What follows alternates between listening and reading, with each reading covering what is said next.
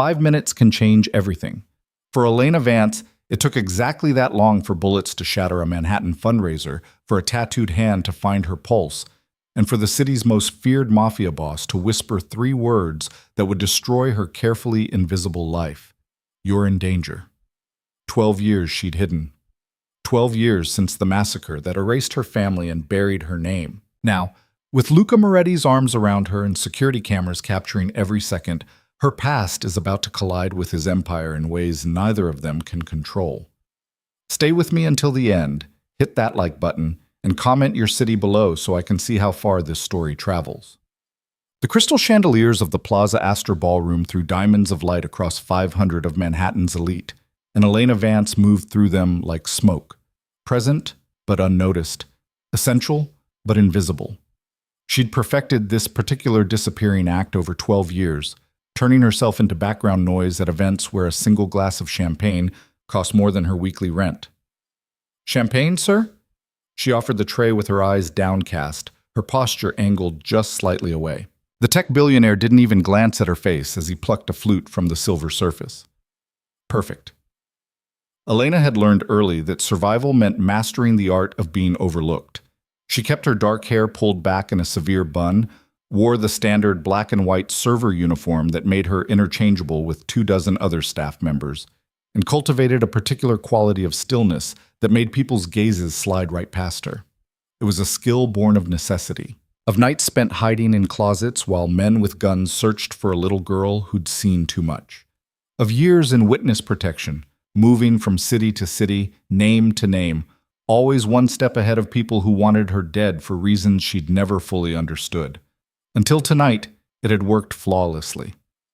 "The crab cakes are going out in 2 minutes," her supervisor Marcus hissed as she returned to the service station. "And table 7 needs their wine refreshed. The Chateau Margaux, not the Petrus. Don't mix them up again." "I didn't mix them up last time," Elena said mildly. Mrs. Henderson changed her mind after I'd already poured. Marcus's perpetual scowl deepened. "Just don't screw up tonight. There are people here who could have us both fired with a single phone call." Elena nodded, already scanning the room with the practiced eye of someone who'd spent years watching for threats in crowded spaces. The usual suspects: politicians glad-handing donors, socialites air-kissing rivals, business magnates negotiating deals over canapes.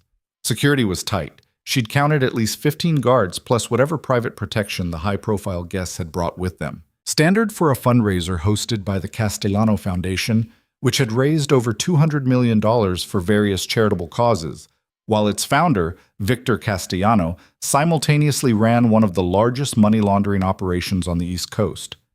Not that anyone in this room would acknowledge that particular truth. Elena lifted a fresh tray of champagne and wove back into the glittering crowd. The string quartet in the corner transitioned into something classical and romantic. A woman in a dress that probably cost more than Elena's car laughed too loudly at a joke that wasn't funny. The air smelled of expensive perfume, fresh flowers, and the particular variety of desperation that came from people trying too hard to look like they belonged. She was halfway to table 7 when she felt it, that prickling awareness at the back of her neck that had kept her alive through a dozen close calls. Someone was watching her, not in the casual, absent way people glanced at servers. This was different, focused, intent. Elena's fingers tightened imperceptibly on the tray. She continued her path without breaking stride, but her peripheral vision swept the room in controlled arcs. There, by the tall windows overlooking Central Park, a man in an impeccably tailored black suit, dark hair swept back from a face that managed to be both beautiful and dangerous. He wasn't pretending to look at anything else. His eyes were locked directly on her. Luca Moretti. Even people who'd never seen him in person knew that face. It had been plastered across the front page of the New York Post at least a dozen times in the past year alone. The FBI had investigated him for everything from racketeering to murder. The tabloids called him Manhattan's most eligible criminal. His family had controlled significant portions of the city's underground economy for 3 generations. And he was staring at Elena like she was the only person in a room of 500. Her pulse kicked up despite every effort to stay calm. This was wrong. Men like Luca Moretti didn't notice women like her, women who'd specifically designed their entire existence around not being noticed. She must have made a mistake. drawn attention somehow. Maybe he was looking at someone behind her. Or, no. His gaze tracked her movement as she set down champagne flutes at table 7. When she straightened, his eyes were still there, dark and unreadable across the distance. Elena turned away, forcing herself to maintain the same even pace as she headed back toward the service station. Her mind raced through possibilities. Had someone from her past recognized her? Had her cover been compromised? The U.S. Marshals who'd managed her protection until she'd aged out of the program at 18 had warned her that people with long memories and longer grudges might still be looking for the little girl who disappeared 12 years ago. But why would that connect her to Luca Moretti? Elena. Marcus grabbed her elbow the moment she reached the back corridor. What the hell did you do? Her stomach dropped. What? Luca Moretti just asked the event coordinator who you were. Marcus's face had gone pale beneath his perpetual flush. He specifically pointed you out. Do you have any idea what kind of attention that brings? If you've gotten yourself mixed up in something, I haven't done anything, Elena said, and it was the truth. She'd been so careful. 12 years of being nobody, going nowhere, making no waves. I don't even know him. Well, he seems to know you. Marcus released her arm, but his expression remained suspicious. Just stay out of sight for the rest of the night. Last thing we need is that kind of trouble. Elena nodded mutely and retreated further into the service corridor, her heart hammering. Through the doorway, she could still see slices of the ballroom, the glittering dresses, the champagne flutes, the careful choreography of wealth and power. And Luca Moretti, now speaking with Victor Castellano himself, though his attention kept drifting toward the service entrance where Elena had disappeared. She should leave. Clock out early, claim she was sick, get as far away from this situation as possible. That's what the scared 12-year-old version of herself would have done. The one who'd hidden in closets and learned to make herself invisible. But Elena hadn't survived this long by running every time something felt off. She'd survived by staying alert, gathering information, and only running when the threat was confirmed and imminent. So she stayed in the corridor, partially hidden by the elaborate flower arrangement on a side table, and watched. The party continued its glittering rotation. Speeches were given. Donations were announced to polite applause. Elena tracked Moretti's position in the room haute with the precision of someone who'd spent years monitoring potential threats. He moved through the crowd with easy confidence, shaking hands and exchanging words with people who were either genuinely pleased to see him or excellently skilled at hiding their fear. 20 minutes passed. Then 30. Elena was beginning to think Marcus had overreacted, that whatever had drawn Moretti's attention had been random, meaningless when she saw them. 3 men entering through the main ballroom entrance. Dark suits, blank expressions, moving with the kind of coordinated purpose that set every instinct Elena possessed screaming. Security stopped them briefly, checked something, credentials probably, and waved them through. But Elena had seen men like this before. 12 years ago, on the worst night of her life, men exactly like this had walked into her family's home with the same empty eyes and mechanical movements. Her breath caught. One of them scanned the room with cold efficiency, and when his gaze passed over the area where Elena stood half hidden, it snagged, stopped, focused. He'd found her. Elena's mind went blank with pure animal terror.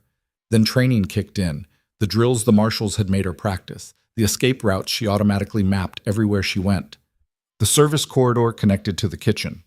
The kitchen had an exit to the loading dock. If she moved now quickly but not panicking enough to draw attention, she turned to run and walked directly into a solid wall of expensive suit and controlled strength. Luca Moretti stood in the corridor behind her, having approached in complete silence. This close, she could see the details the tabloid photos never quite captured, the small scar above his left eyebrow, the flecks of amber in dark eyes, the way he held himself with the absolute stillness of someone who'd never needed to prove how dangerous he was. His hand closed around her wrist, not painfully, but with unmistakable authority. "Don't run," he said quietly. His voice was deeper than she'd expected, with the faintest trace of an accent that expensive education hadn't quite erased. "They're here for you. If you run now, everyone will see, everyone will remember, and then you'll never be invisible again." Elena's pulse thundered in her ears. "Let me go." "Can't do that." His thumb pressed against her racing pulse point, and something shifted in his expression. "You're in danger. Those men aren't here for the party. Pretend I'm your man." "What?" But Moretti was already moving, turning her so her back pressed against the wall, his body angling to shield her from view of the main ballroom.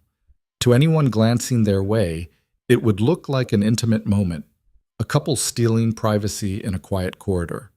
His hand came up to cup her jaw with surprising gentleness. "Listen to me very carefully, Elena Vance. In approximately 30 seconds, those men are going to start looking for you. When they do, I need you to trust me." "How do you know my name?" Her voice came out steadier than she felt. "What do you want?" "What I want is complicated." His eyes held hers with uncomfortable intensity. "What you need is simple. You need to stay alive through the next 5 minutes. So here's what's going to happen. You're going to put your arms around my neck. You're going to look at me like I'm the only person in the world who matters. And when the shooting starts, when the what?" The first gunshot cracked through the air like a champagne bottle exploding. For one frozen heartbeat, the ballroom went silent. Then chaos erupted in a wave of screams and shattering glass. Moretti's arms locked around Elena, pulling her against his chest as more shots rang out. Through the doorway, she caught flashes of the scene. Guests dropping to the floor, security drawing weapons. The 3 men who'd entered minutes ago now firing methodically into the crowd. But they weren't firing randomly. One of them was moving toward the service corridor, toward her. "Trust me," Moretti said against her ear. Then he kissed her. It wasn't gentle. It was claiming, possessive, designed to look like passion to anyone watching. His hand tangled in her hair, pulling the severe bun loose so dark waves fell around her shoulders. His body pressed her against the wall, blocking her completely from view. And every security camera in the Plaza Astor captured the moment. Elena's mind reeled. This wasn't protection. This was performance. He was making a statement, marking territory, ensuring that anyone reviewing the footage would see exactly what he wanted them to see. The gunfire was getting closer. Moretti pulled back just enough to look at her, and his expression had transformed into something calculating and cold. "Hold on to me," he ordered. Then he lifted her, actually lifted her off her feet, and strode toward the chaos instead of away from it. "What are you doing?" Elena gasped, but Moretti ignored her. They emerged into the ballroom, and Elena's breath stopped. The elegant space had been transformed into a war zone. Tables overturned, champagne glasses shattered. People huddled behind whatever cover they could find. The 3 gunmen had spread out, still firing in controlled bursts, and they all turned when Moretti appeared with Elena in his arms. "Stand down," Moretti's voice cut through the chaos with absolute authority. "She's under my protection." The gunmen hesitated. One of them, the one who'd locked onto Elena earlier, kept his weapon raised. "We have orders." "I don't care about your orders." Moretti's tone could have frozen nitrogen.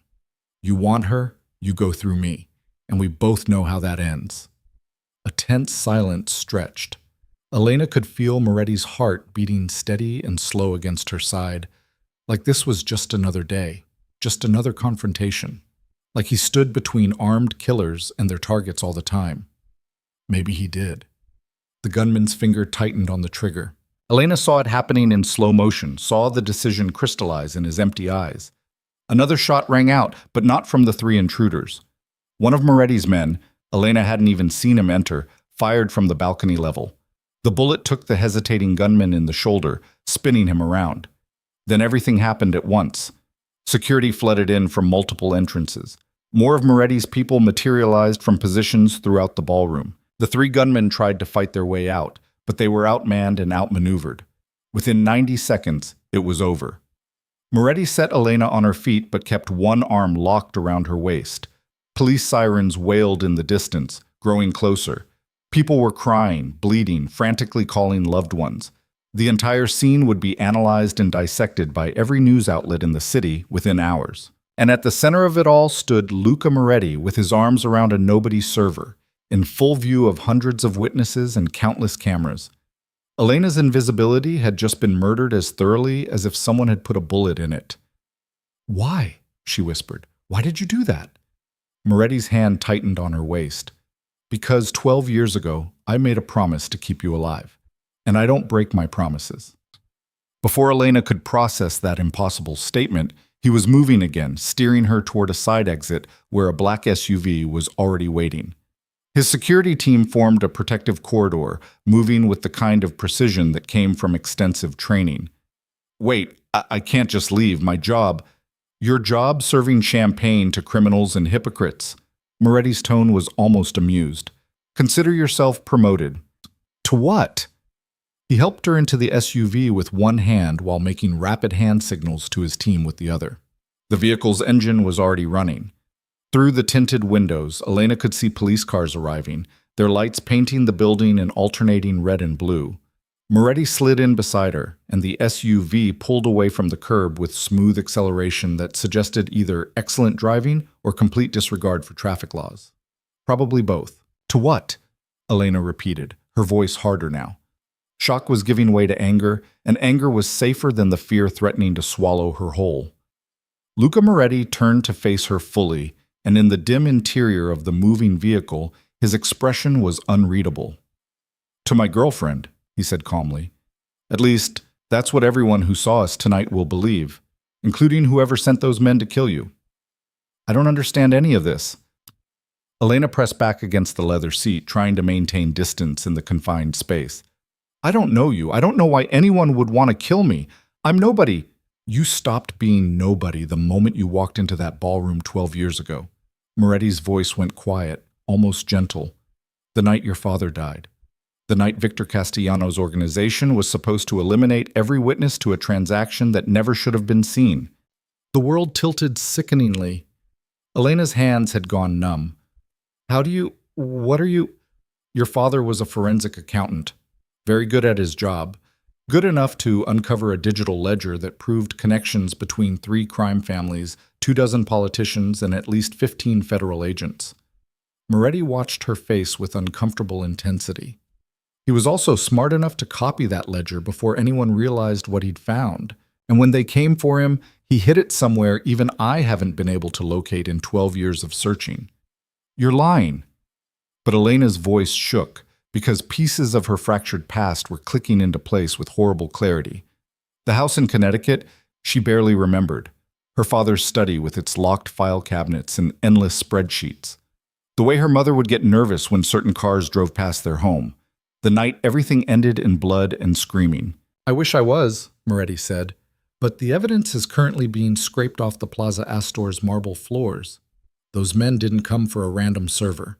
They came for Elena Vasquez, the 12-year-old girl who disappeared the night her entire family was executed. Vasquez. Her real name, not the one the marshals had given her. Hearing it spoken aloud after so many years felt like a physical blow. The SUV navigated through Manhattan traffic with practiced ease. Elena realized they were heading toward the river, toward the high-rise district where penthouses sold for more money than most people earned in a lifetime. Where are you taking me? She demanded. Somewhere safe. Moretti pulled out his phone and fired off several rapid texts. My penthouse has better security than most federal buildings. You'll stay there until we figure out who's trying to kill you and why they've decided to make their move now, after 12 years of silence. I'm not going anywhere with you. Elena reached for the door handle, though they were going 50 miles an hour and she had no actual plan beyond escape. This is insane. You're insane. I don't care what you think you know about my past. Moretti's hand closed over hers, stopping her from opening the door. Elena, look at me. Against her better judgment, she did. I was there, he said quietly. That night. I was 19 years old, newly promoted in my father's organization, sent to observe what was supposed to be a simple transaction. Your father was delivering evidence he'd agreed to bury in exchange for protection, but he brought a child, you, which was never part of the arrangement, and when the shooting started, I pulled you out of that house. The memory slammed into Elena with the force of a physical impact. She'd repressed so much of that night, locked it behind doors her conscious mind refused to open, but now fragments came bleeding through. The crack of gunfire, her mother's scream cut short, her father shoving something into her hands and telling her to run, and strong arms lifting her, carrying her away from the flames, a voice saying over and over, "Don't look back, don't look back." You, she breathed. Moretti nodded. I was supposed to let you die with the rest of them. My father gave explicit orders. But I was 19 and stupid, and had just watched 3 people get executed in their own home. So I called in a favor with someone in the U.S. Marshals Service and had you placed in witness protection instead." "Why?" Elena's voice cracked. "Why would you save me just to stalk me for 12 years? "I didn't stalk you. I kept track of you, made sure you were safe." His expression hardened. "And I searched for whatever your father hid, because that ledger is the only thing that can prove what really happened that night. And who gave the orders?" The SUV pulled into an underground parking garage, descending through multiple levels of security checkpoints. Elena's mind was spinning too fast to track everything, trying to reconcile the man sitting beside her with the monster she'd imagined for 12 years. "The men at the fundraiser," she said slowly. "How did they find me?" "That's what we need to determine." The vehicle stopped in a private parking area. Moretti's security team was already positioned around them. "Someone leaked your location, someone who knew what name you were using, where you worked, and that tonight would provide an opportunity to take you out in a way that looked random. Just another casualty of violence at a high-profile event." He opened his door and stepped out, then offered Elena his hand. She stared at it for a long moment, understanding that accepting it meant crossing a threshold she couldn't uncross. "What if I refuse?" she asked. "What if I get out of this car and walk away?" "Then you'll be dead within 24 hours. Moretti's tone held no satisfaction, only grim certainty. "The people hunting you have resources, connections, and most importantly, they know you're alive. That cat's out of the bag now. Your only chance of survival is staying close to someone who has the power and motivation to keep you breathing. And that's you?" "That's me." His hand remained steady, extended. "I made a promise 12 years ago. I don't break promises." Elena looked at his offered hand, at the tattoos she could see peeking out from beneath his cuff, dark ink against olive skin, at the security team waiting with professional patience, at the elevator that would carry her up to a gilded cage or a temporary sanctuary, depending on whether Moretti was telling the truth. She thought about the service corridor at the Plaza Astor, about 12 years of invisibility shredded in 5 minutes of chaos, about the fact that someone wanted her dead badly enough to risk a public shooting at one of Manhattan's most secure venues. And she thought about her father's face the last time she'd seen it, pressing something into her hands and telling her to be brave. Elena took Moretti's hand and let him pull her out of the vehicle. "Okay," she said, "but I want answers, all of them. And if I find out you're lying about any of this—" "You'll do what?" Moretti's lips curved in something that wasn't quite a smile. "I'm curious. I'll make you regret ever pulling me out of that house." For a moment, something flickered in his dark eyes. Respect, maybe, or amusement. Then he nodded. "Fair enough."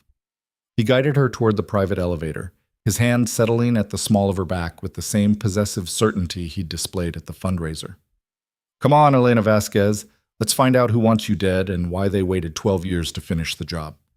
The elevator doors slid open with a quiet chime. Elena stepped inside, her reflection staring back from the mirrored walls, hair wild around her shoulders, still wearing her server's uniform, eyes too wide in a pale face. She looked nothing like the invisible girl who'd arrived at work that evening. She looked like someone who'd just had their entire world turned inside out. As the elevator began its ascent toward Moretti's penthouse, Elena closed her eyes and tried to steady her breathing. 12 years of running, 12 years of hiding, 12 years of telling herself that if she stayed small enough, quiet enough, invisible enough, she could stay safe. All of it shattered in 5 minutes. The question now was whether Luca Moretti represented salvation or just another form of danger, and whether the truth he promised to reveal would set her free or bury her deeper in the past she'd spent 12 years trying to escape. The elevator climbed higher, carrying Elena toward answers she wasn't sure she wanted and a future she couldn't begin to predict. Behind her, in the Plaza Astor ballroom, crime scene investigators would be photographing evidence, interviewing witnesses, and reviewing security footage that showed a notorious mafia boss publicly claiming a nobody server as his own. By morning, Elena Vasquez would be headline news, and somewhere in the shadows, the people who'd tried to kill her tonight would be planning their next move. The penthouse occupied the entire 42nd floor, and stepping into it felt like entering a different world entirely. Floor-to-ceiling windows overlooked the Hudson River, the lights of New Jersey glittering like scattered jewels across the dark water. The interior was all clean lines and expensive materials, polished concrete, dark wood, leather furniture that looked both comfortable and prohibitively costly. Elena stopped just inside the entrance, suddenly aware of how out of place she looked in her rumpled server's uniform. Moretti moved past her with easy familiarity, shrugging out of his jacket and draping it over the back of a chair. "Kitchen's through there if you're hungry," he said, nodding toward an archway. "Bathroom's down the hall, second door on the right. My housekeeper keeps spare clothes in the guest bedroom, third door on the left. You're about her size." Elena stood frozen, her arms wrapped around herself. Now that the adrenaline was fading, the full weight of the evening was crashing down on her. "I need to call someone. My roommate. She'll be worried when I don't come home." Already handled, Moretti pulled out his phone and showed her the screen. A text conversation with someone named Sarah. "Got called in for emergency family thing. We'll explain later. Don't wait up." Elena's stomach turned. "You went through my phone?" "My security team did a basic sweep while we were in transit. Standard protocol." He pocketed the device without apparent guilt. "Your roommate thinks you're dealing with a crisis. She won't expect to hear from you tonight." "You can't just—" Elena's voice rose, then cracked. "You can't just take over my life like this. I have a job, responsibilities, people who will forget you existed within a week," Moretti interrupted, his tone not unkind but brutally honest. "You were invisible, remember? That was the whole point. The only reason anyone will remember you now is because of what happened tonight." He was right, and that truth hurt worse than Elena wanted to admit. How many coworkers could pick her out of a lineup? How many people at the Plaza Astor had actually looked at her face before the shooting started? Only one. And he was currently pouring himself a drink from a crystal decanter, watching her with those dark, unreadable eyes. "Sit," Moretti said, gesturing to the leather sofa. "We need to talk, and you look like you're about to fall over."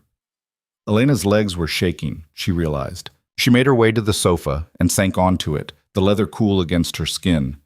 Through the windows, she could see the city spreading out in all directions, millions of lives being lived in blissful ignorance of the violence that had erupted tonight. Moretti settled into the chair across from her, close enough for conversation, but maintaining a careful distance. He'd rolled up his sleeves, revealing more of the tattoos she'd glimpsed earlier. A serpent wound around his left forearm, detailed and beautiful in a way that suggested expensive artistry. "Start from the beginning," Elena said, forcing steel into her voice. "You said you were there the night my family died. Tell me exactly what happened." Moretti took a slow sip of his drink, and for a moment she thought he might refuse. Then he set the glass down and leaned forward, elbows on his knees. "Your father was a forensic accountant," he began, brilliant with numbers, terrible at understanding the kind of people he was dealing with. He'd been hired by a shell company to audit some investment accounts. What he didn't know was that those accounts were how Victor Castellano's organization moved money between legitimate and illegitimate operations.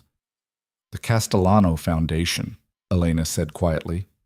"The same one hosting tonight's fundraiser." "Exactly. Victor's always been good at hiding in plain sight." Moretti's expression darkened.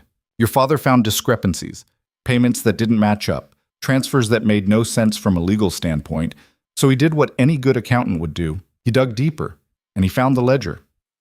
Elena's hands twisted in her lap. What was in it? Everything. Every transaction, every bribe, every payoff between Castellano's people and officials who were supposed to be clean. Federal agents, judges, city councilmen, people in positions to make investigations disappear or evidence vanish. Moretti's voice went cold. It was proof of corruption running through every level of government and law enforcement. The kind of proof that could bring down empires. And my father copied it. Smartest thing he ever did, also the stupidest. Moretti picked up his glass again but didn't drink. He reached out through intermediary channels, said he had information worth protecting. A deal was arranged. He'd hand over the copy and promise to forget what he'd seen in exchange for immunity and protection for his family. The pieces were falling into place now, creating a picture Elena had been too young to understand 12 years ago. But something went wrong. Your father got nervous, started making demands, wanted guarantees in writing, wanted to involve the FBI. Moretti's jaw tightened. He didn't understand that the FBI couldn't be trusted, that some of the agents he wanted to talk to were the same ones taking money from Castellano. So they decided to kill him instead. They decided to eliminate the problem entirely. No witness, no testimony, no leverage. The ledger would become worthless without someone alive to authenticate it and testify about what it proved. Moretti finally took another drink. I was sent to observe. My father wanted me to learn how these things were handled. I was supposed to watch, stay silent, and come home with a better understanding of how our world worked. Elena's throat felt tight. But you didn't just watch. I watched your mother die first. Quick, professional. A bullet to the head before she could scream. Then your father, who tried to fight. Tried to buy time. Moretti's voice had gone flat, emotionless in the way people got when recounting trauma. He was shouting about files, about copies, about insurance policies. They didn't believe him. Or maybe they did and planned to search the house after everyone was dead. And me? Elena forced the words out. What about me? You were hiding in a closet upstairs. One of the shooters found you. He had orders to leave no witnesses. Moretti met her eyes directly. I shot him before he could pull the trigger. The room went very quiet. Elena could hear her own heartbeat, the distant sound of traffic far below, the hum of expensive climate control. You killed someone to save me, she said slowly. Someone from your own organization. I killed someone who was about to murder a 12-year-old child. Moretti's tone brooked no argument. There's a difference. My father didn't see it that way, but he wasn't there. He didn't see your face or hear you crying in that closet. He didn't have to make the choice in real time. Elena absorbed this, trying to reconcile the man sitting across from her with the boy who'd made a split-second decision to value her life over loyalty. What happened after? I carried you out of the house while it burned. The shooters had set fires to destroy evidence. I told them you'd already been dealt with, that I'd confirm the body count later. Moretti's fingers tightened around his glass. Then I called a friend, someone who owed my family a favor and happened to work for the U.S. Marshal's Service. Had you placed in protective custody before anyone could ask questions. And my father's ledger? Vanished. We searched that house from foundation to rafters. Found nothing. Frustration bled into his voice. Your father hid it somewhere, but if he told anyone where, they died before they could talk. The marshals assumed it had been destroyed in the fire or never existed in the first place. Elena's mind raced, trying to remember that night through the lens of her adult understanding, her father's study. The way he'd pressed something into her hands, his face desperate and loving and terrified all at once. But the memory dissolved before she could grasp it fully, leaving only fragments and the taste of smoke. So for 12 years, you've been looking for this ledger, she said, and keeping tabs on me. I needed to make sure you stayed alive and invisible. As long as no one knew where you were, they had no reason to come after you. Moretti set his glass down with a soft click. But something changed.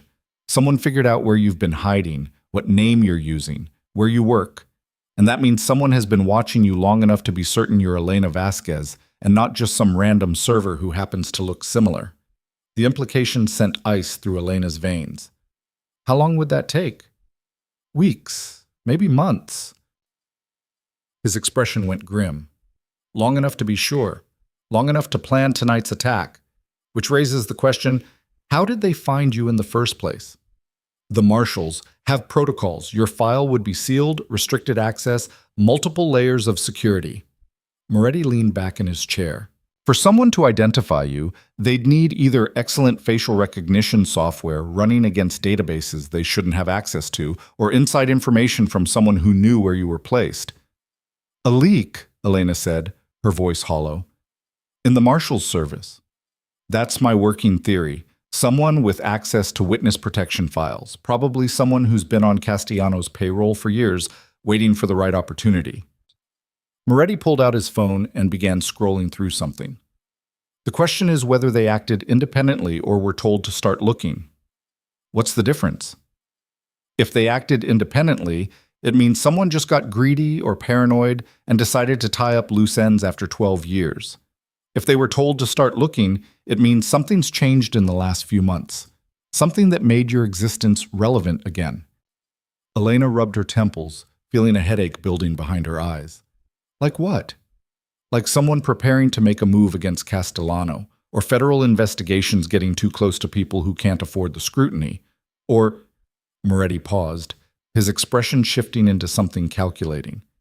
Someone finding evidence that the ledger might still exist after all. But you said you searched. You said it was gone. I said we searched your house. That doesn't mean your father didn't hide it somewhere else. Moretti stood and began pacing, the movement controlled but restless. He was smart enough to copy it in the first place, smart enough to realize he needed insurance, maybe smart enough to create a dead man's switch. A what? A failsafe. Information set to be released automatically if something happened to him. Moretti turned to face her. Did your father ever talk to you about important documents? Safety deposit boxes? Places that were special to your family? Elena tried to think back through 12 years and the deliberate amnesia she'd wrapped around that period of her life. I was 12.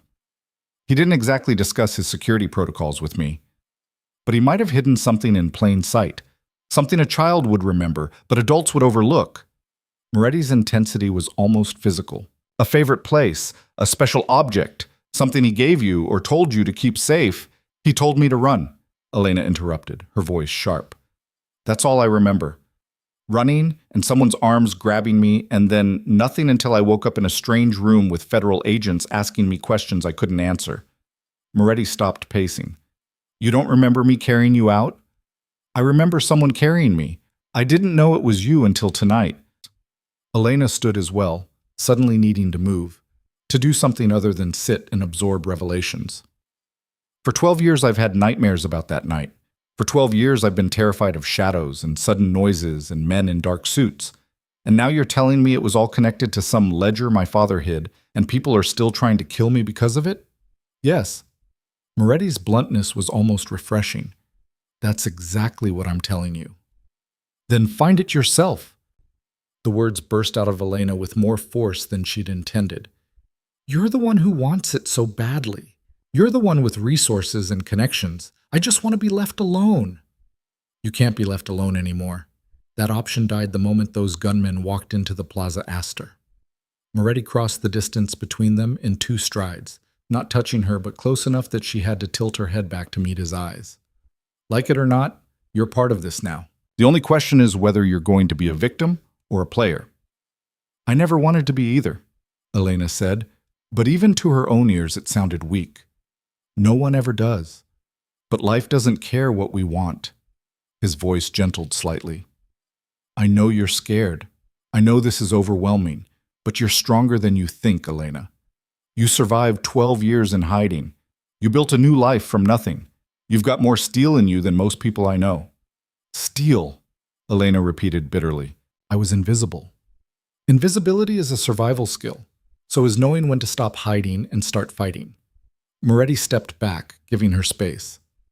I'm not going to force you to do anything, but I'm going to keep you alive, whether you cooperate or not. That's non-negotiable. Elena wanted to argue, to push back against his certainty and his plans and his casual assumption of control over her life. But she was exhausted, emotionally wrung out, and standing in a stranger's penthouse wearing a server's uniform while the city glittered 42 floors below. I need to shower, she said finally, and sleep, and figure out what the hell I'm supposed to do with the rest of my life. Guest room's ready, door locks from the inside if it makes you feel safer. Moretti moved toward his desk, already pulling out a laptop. We'll talk more in the morning, figure out next steps. Elena headed toward the hallway, then paused at the threshold. Why did you really save me that night? The truth. Moretti looked up from his screen, and for a moment something raw showed in his expression before he locked it away. Because I'd already watched 2 people die in front of me, and I couldn't stomach a third, especially not a child who looked at me like I was her last hope in the world. And that was enough? To risk everything? At 19, I still believed some lines shouldn't be crossed, no matter what business you're in. His smile was bitter. I was naive. Are you still? Elena asked. Naive? About most things, no, but about keeping you alive? Moretti's eyes met hers with unwavering directness. I'm naive enough to think it matters. Naive enough to believe that saving you 12 years ago was one of the few decent things I've ever done. And naive enough to want to keep that one good deed from being erased. Elena nodded slowly, processing this. Then she turned and walked down the hallway, counting doors until she found the guest bedroom. It was smaller than the main living space, but still luxurious by any standard she'd known. A queen bed with expensive linens, a window overlooking the river, an ensuite bathroom with marble counters, and a shower that looked like it belonged in a spa. She locked the door as Moretti had suggested, then stood for a long moment just breathing. 12 years of running. 12 years of being nobody. And in 5 minutes, it had all been stripped away like tissue paper. The shower was hot enough to hurt, but Elena stood under it anyway, washing away the smell of champagne and gunpowder in fear. She found clothes in the closet as promised, yoga pants and a soft t-shirt that fit reasonably well. Her reflection in the mirror showed someone she barely recognized. Dark hair loose around bare shoulders, eyes haunted by memories she could no longer suppress. Elena Vasquez stared back at her. Not Elena Vance, the invisible server.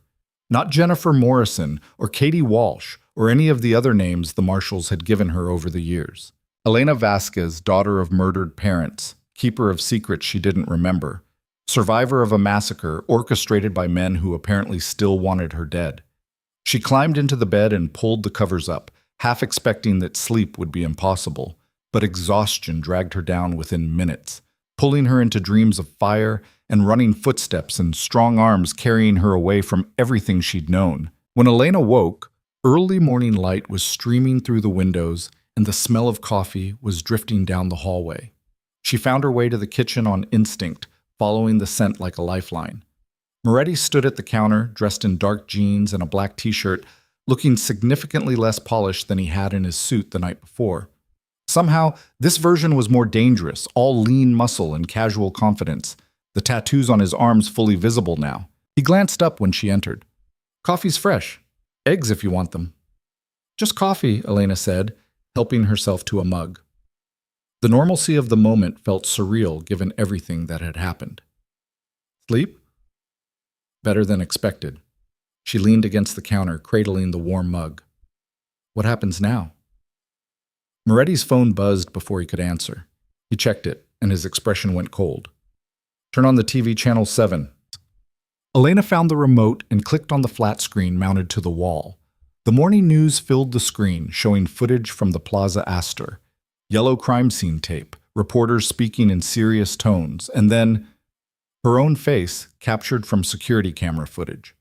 Moretti's arms around her, his hand in her hair, their bodies pressed together in what looked unmistakably like a passionate embrace. The ticker at the bottom of the screen read, Mafia Boss's mystery woman identified as server, Elena Vance.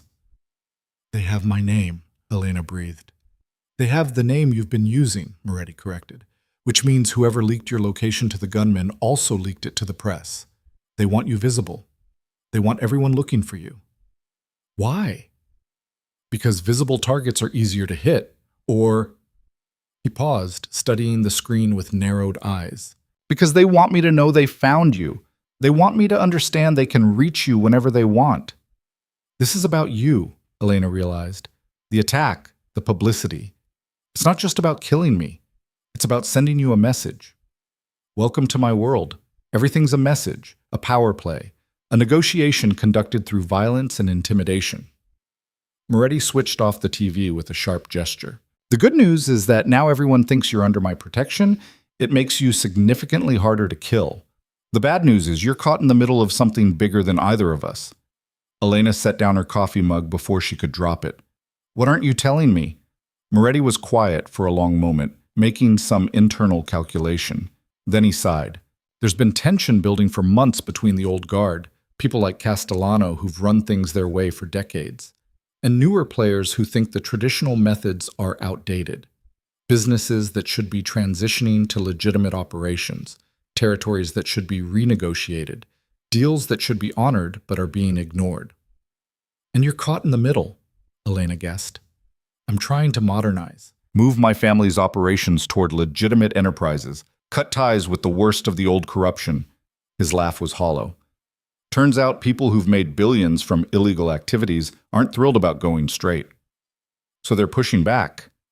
They're preparing for war. Small conflicts so far, territory disputes, shipments going missing, people changing allegiances.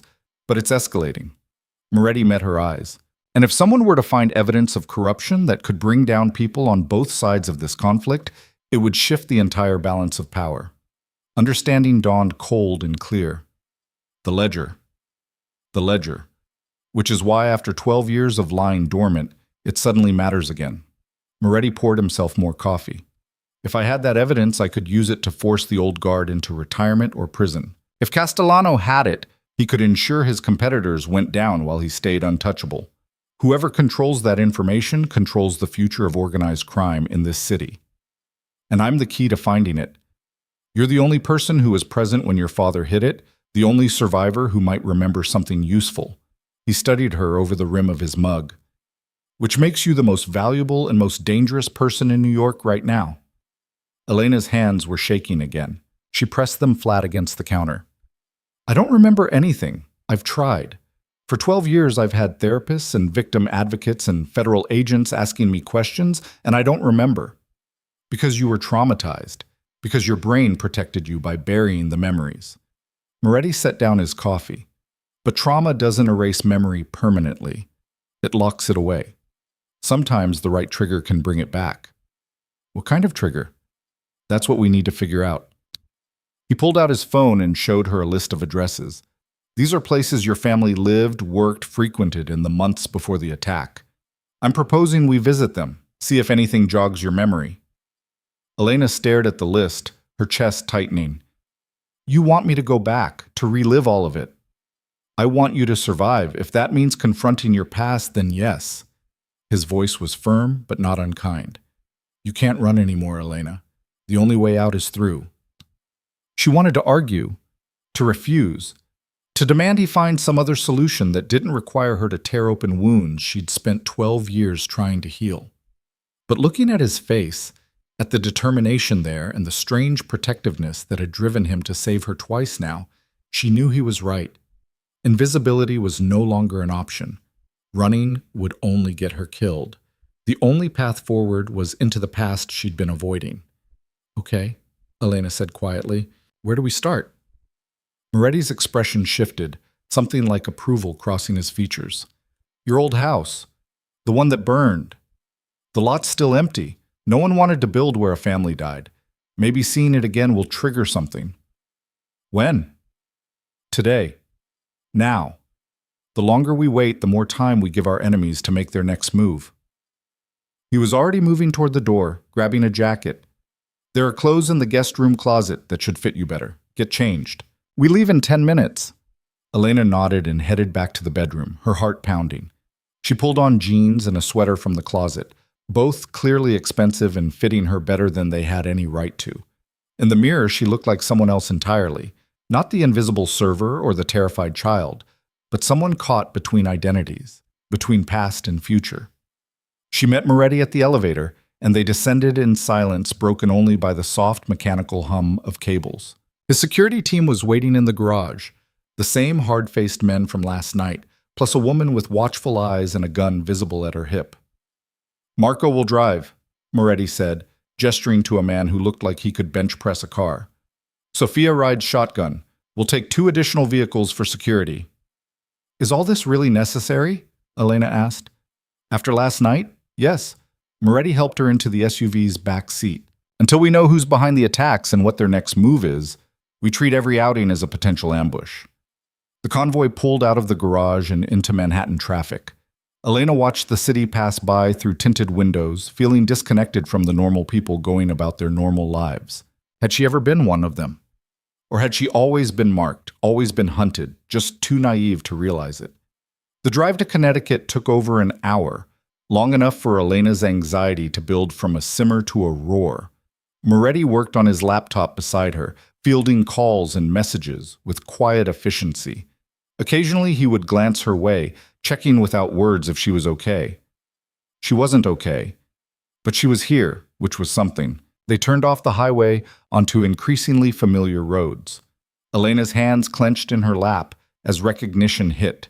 She'd walked these streets as a child, ridden her bike past these houses, lived a normal life that seemed impossibly distant now. "It's the next left," she said quietly, the words coming from some buried place in her memory. Moretti looked at her sharply. "You remember?"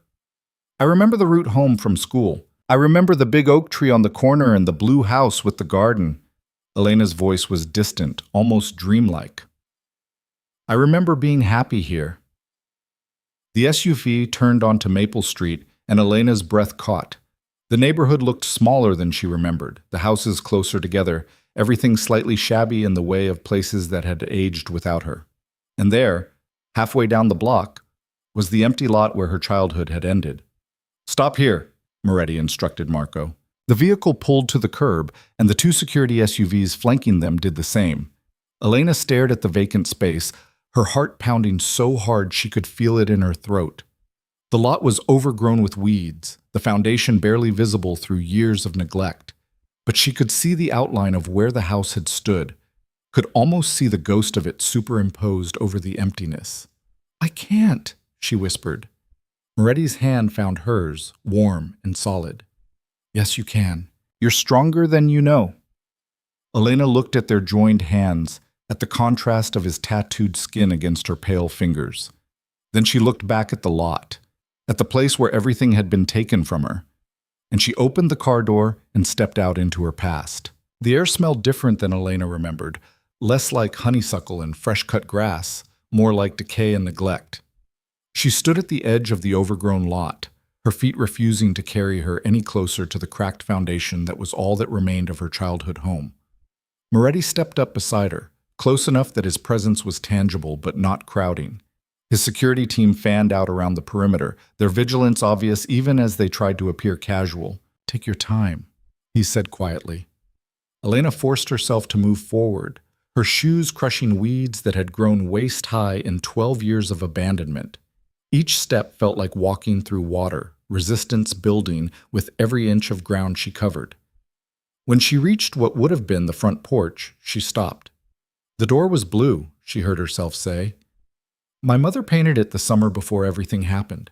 She said every home should have a cheerful entrance. What else do you remember?" Elena closed her eyes, and the memories came flooding back with unexpected clarity. There was a swing on the porch. My father would sit there in the evenings, reading the newspaper.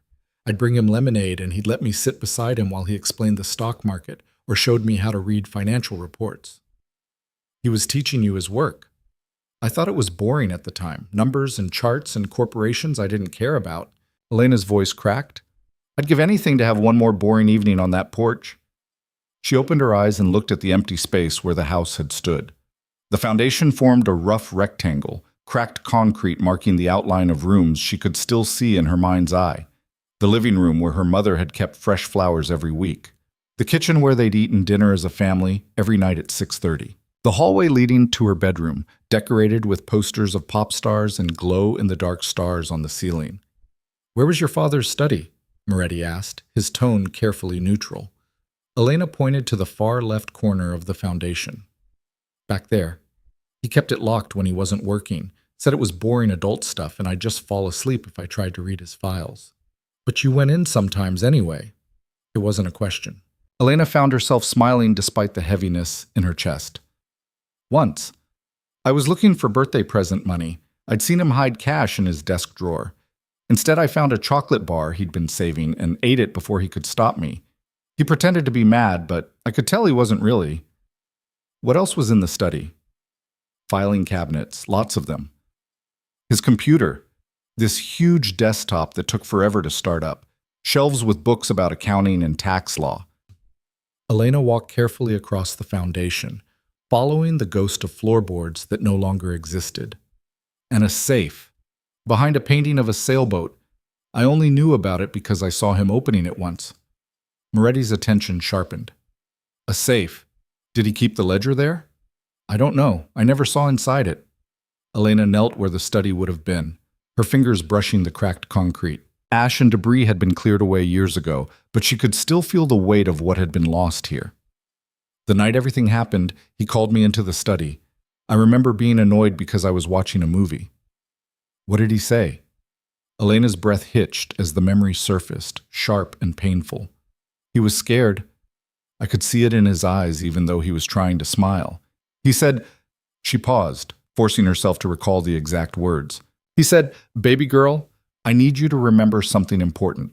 If anything ever happens to me, the music box is the key, the one your grandmother gave you. Don't let anyone take it away." A music box. Moretti crouched beside her. Do you still have it? I don't know. I don't remember what happened to any of my things after that night. The marshals packed up whatever they could salvage and put it in storage somewhere. Elena pressed her palms against the concrete, as if she could somehow reach through time to that moment. I didn't understand what he meant. I thought he was just being sentimental about family heirlooms. But he was telling you where he hid the ledger. Maybe. Or maybe he was just a scared man trying to tell his daughter he loved her in case he didn't get another chance. Elena stood abruptly, unable to bear the weight of kneeling where her father had died. I was 12, Luca. I didn't ask the right questions. I didn't know I should be memorizing everything he said. You were a child. You weren't supposed to know. His voice held no judgment, only a quiet understanding that somehow made it worse. But now you're remembering. That's what matters. Elena walked the perimeter of the foundation, her mind churning through fragments of that last night. Her father's study, the fear in his eyes. The music box he'd mentioned, which had been a gift from her grandmother who died when Elena was 8. It had played Claire de Lune and had a tiny ballerina that spun when you opened the lid. I haven't thought about that music box in years, she said. It seemed like such a random thing for him to mention when everything was falling apart around us. That's exactly why he mentioned it, because it would seem random. Because no one looking for hidden evidence would pay attention to a child's toy. Moretti's phone buzzed, and he checked it briefly. If your father was smart enough to copy the ledger, he was smart enough to hide it somewhere the people hunting him wouldn't think to look. But where would the music box be now? Everything I owned was either destroyed in the fire or taken by the marshals. The marshals would have cataloged your belongings. There'll be a record. Moretti made a call, speaking in rapid Italian to someone on the other end. When he hung up, his expression was determined. I have people who can access those records. Find out what happened to items from your childhood. It'll take a few hours. Elena turned in a slow circle, taking in the overgrown lot and the neighborhood beyond. A woman was walking a dog down the sidewalk, glancing curiously at the security team and expensive vehicles. 2 houses down, someone was mowing their lawn, life continuing as if this spot wasn't soaked in blood and tragedy. Do you remember anything else from that night? Moretti asked. Anything your father said or did? Anywhere he might have gone in the days before? Elena forced herself to think past the panic and terror that dominated her memories. He'd been working late a lot, coming home after I was already in bed. But a few days before it happened, he took me somewhere. A church, I think. Or maybe a chapel. Which church? I don't remember the name. It was old, made of stone right next to a river. Elena rubbed her temples, trying to pull more details from the fog of time. There was a statue outside, a saint or an angel, I couldn't tell which. My father went inside for a while and told me to wait in the car. When he came back, he seemed relieved, less stressed than he'd been. Moretti's eyes narrowed. He might have hidden something there. A backup copy, insurance in case the primary hiding spot was compromised. Or he might have just been praying for protection he never got. Elena's voice was bitter. Not everything has to be a conspiracy, Luca. In my world, everything is a conspiracy until proven otherwise. He gestured to Marco, who jogged over immediately. They spoke in low voices, Moretti giving instructions that Elena couldn't quite hear. Then Marco nodded and returned to the vehicles, already on his phone. What are you doing? Elena asked. Having my people find every church and chapel within a 50-mile radius that matches your description. We'll visit them all if we have to. Moretti's hand found the small of her back, guiding her gently away from the foundation. But first, I think you've had enough memory lane for one morning. Let's get you somewhere you can breathe. Elena didn't argue. The lot was pressing in on her, heavy with ghosts and grief. She let Moretti lead her back to the SUV, let herself be settled into the leather seat, let the door close between her and the place where her family had died. As they pulled away from Maple Street, Elena looked back one last time. The empty lot grew smaller in the rear window, weeds swaying in the breeze, the cracked foundation already disappearing from view. She'd thought coming here would provide closure, some sense of understanding. Instead, she just felt raw and exposed, like a wound that had been healing wrong for 12 years and now had to be reopened to set properly. "There's a diner about 10 minutes from here," Moretti said, his voice breaking through her spiraling thoughts. "Good coffee, better pancakes. You should eat something." "I'm not hungry." "You haven't eaten since last night's fundraiser, which was interrupted by gunfire. You need to eat." His tone left no room for argument. The diner was exactly what Elena needed without knowing she needed it. A slice of Americano with red vinyl booths, a jukebox in the corner, and waitresses who looked like they'd been working there since the 70s. Moretti's security team took positions around the perimeter while he guided Elena to a booth in the back corner with sightlines to both exits. A waitress with frosted hair and kind eyes appeared with menus. "What can I get you folks?" "Coffee, black," Moretti said, "and whatever she wants." Elena scanned the menu without really seeing it. "Pancakes and orange juice." When the waitress left, Moretti leaned back in the booth and studied Elena with an intensity that should have been uncomfortable but somehow wasn't. "Talk to me. What are you thinking? That this is insane, that I spent 12 years trying to forget, and now I'm supposed to remember everything perfectly enough to find evidence that might not even exist anymore." Elena wrapped her hands around the water glass the waitress had left, needing something to hold on to. "What if we never find the ledger? What if it burned in the fire, or my father destroyed it, or it's buried somewhere we'll never think to look? Then we figure out another way to keep you alive." Moretti's certainty was unshakable. "The ledger would make things easier, but it's not the only option. I have resources, connections, people who owe me favors. We'll find a solution." "Why do you even care?" The question came out sharper than Elena intended. "I'm nobody to you, some kid you saved once because you had a momentary crisis of conscience. You could dump me somewhere with money and a new identity and never think about me again. Is that what you think I should do? I think it would be a lot simpler than dragging me around to crime scenes and abandoned houses." Elena met his eyes across the table. "I think you've already done more than anyone could expect. You don't owe me anything else." The waitress returned with their drinks before Moretti could respond. Elena doctored her coffee with cream and sugar, needing something to do with her hands. When they were alone again, Moretti leaned forward. 12 years ago, I made a choice," he said quietly. "I decided your life was worth more than my family's approval or my position in the organization. I took a risk that could have gotten me killed. And for 12 years, I've lived with the knowledge that I'm the reason you're still breathing. I never asked you to carry that responsibility. You didn't have to. I chose it." His fingers drummed once against the table, the only sign of tension in his otherwise controlled demeanor. "Do you know what my father said when he found out what I'd done? He said I was weak, sentimental, that I'd let emotion compromise the family's interests. He wanted me to fix my mistake, find you and finish what the others had started." Elena's blood went cold. "But you didn't. I told him you'd died in the fire, showed him fake documentation, a death certificate I had forged, convinced him the problem was solved." Moretti's smile was grim. "He believed me because he wanted to, because admitting I'd defied him was worse than accepting a convenient lie. So you've been lying to your own family for 12 years, protecting me from them." "Protecting you from everyone. The people who killed your parents, the federal agents who were compromised, my own organization." His eyes held hers. "You're not nobody to me, Elena. You're proof that I'm capable of doing the right thing even when it costs me everything. You're the one choice I made that I've never regretted." The waitress arrived with Elena's pancakes before she could formulate a response. She stared at the stack drowning in syrup, her appetite completely gone. Moretti watched her not eat with patient amusement. 3 bites minimum," he said. "Or I'm telling Marco you're not taking care of yourself and he'll start preparing nutritional smoothies." Despite everything, Elena found herself smiling. "That's a threat?"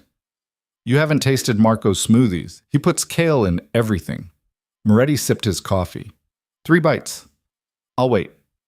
Elena ate mechanically, tasting nothing, but managing to get food down. Moretti seemed satisfied and turned his attention to his own phone, reading messages and responding with quick efficiency. The normalcy of sitting in a diner, eating breakfast, watching someone check their email, it felt surreal given the circumstances. "So what happens now?" Elena asked finally. "We wait for your people to find the music box and the chapel?" "We wait. And while we wait, you stay close to me. No going off alone, no taking unnecessary risks." Moretti's expression hardened. "Whoever tried to kill you at the fundraiser is going to try again. They have to, now that you're publicly connected to me. Leaving you alive sends a message that I can't be touched, that I'm strong enough to protect what's mine." "I'm not yours," Elena said automatically. "The entire city thinks you are. That's what matters." He pulled out his phone and showed her a news article. The headline read, "Moretti's Mystery Woman. Who is Elena Vance?" Below it was a composite of information someone had compiled in less than 24 hours. Her employment history, her apartment building, even a photo from her driver's license. Elena's stomach turned. "They know where I live." "Lived? You're not going back there." Moretti scrolled through more articles, each one dissecting her life with invasive thoroughness. By this afternoon, every detail of Elena Vance's existence will be public knowledge. Where you bank, what you buy, who you know. The media's already camped outside your apartment building, and your roommate has been offered money for interviews. Sarah wouldn't. Everyone has a price. Or a breaking point. Moretti's tone was matter-of-fact. "I'm not saying she'll sell you out, but the pressure she's under right now is immense. Reporters, investigators, probably people claiming to be your long-lost relatives looking for a payout. Your old life is being picked apart in real time." Elena set down her fork. Appetite completely vanished. "So what am I supposed to do? Just accept that everything I built for myself is gone?" "You accept that Elena Vance was always temporary. She was a holding pattern, a way to stay invisible until the past caught up with you." Moretti's voice gentled. "Now it has. Now you have a choice about who you become next." "And who's that?" "That's up to you.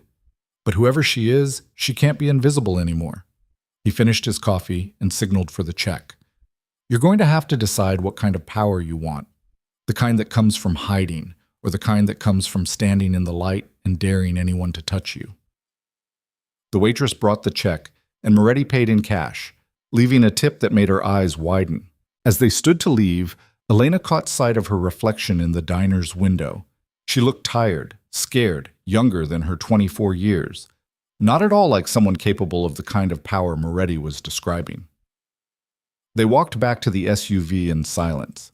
Marco held the door for Elena, his expression professionally blank, but she caught the way his eyes scanned the parking lot, the street, the roof lines of nearby buildings. Looking for threats. Always looking. "Where to now?" she asked as they pulled back onto the main road. "Back to the city. I have a meeting this afternoon that can't be postponed." Moretti was already scrolling through messages again. "You'll stay at the penthouse with Sophia. She's former military, excellent at her job, and under strict instructions to keep you alive and comfortable. A babysitter. A bodyguard. There's a difference." His phone rang and he answered it, speaking rapid Italian again. The conversation sounded tense. His responses clipped and controlled. Elena turned her attention to the window, watching Connecticut roll past.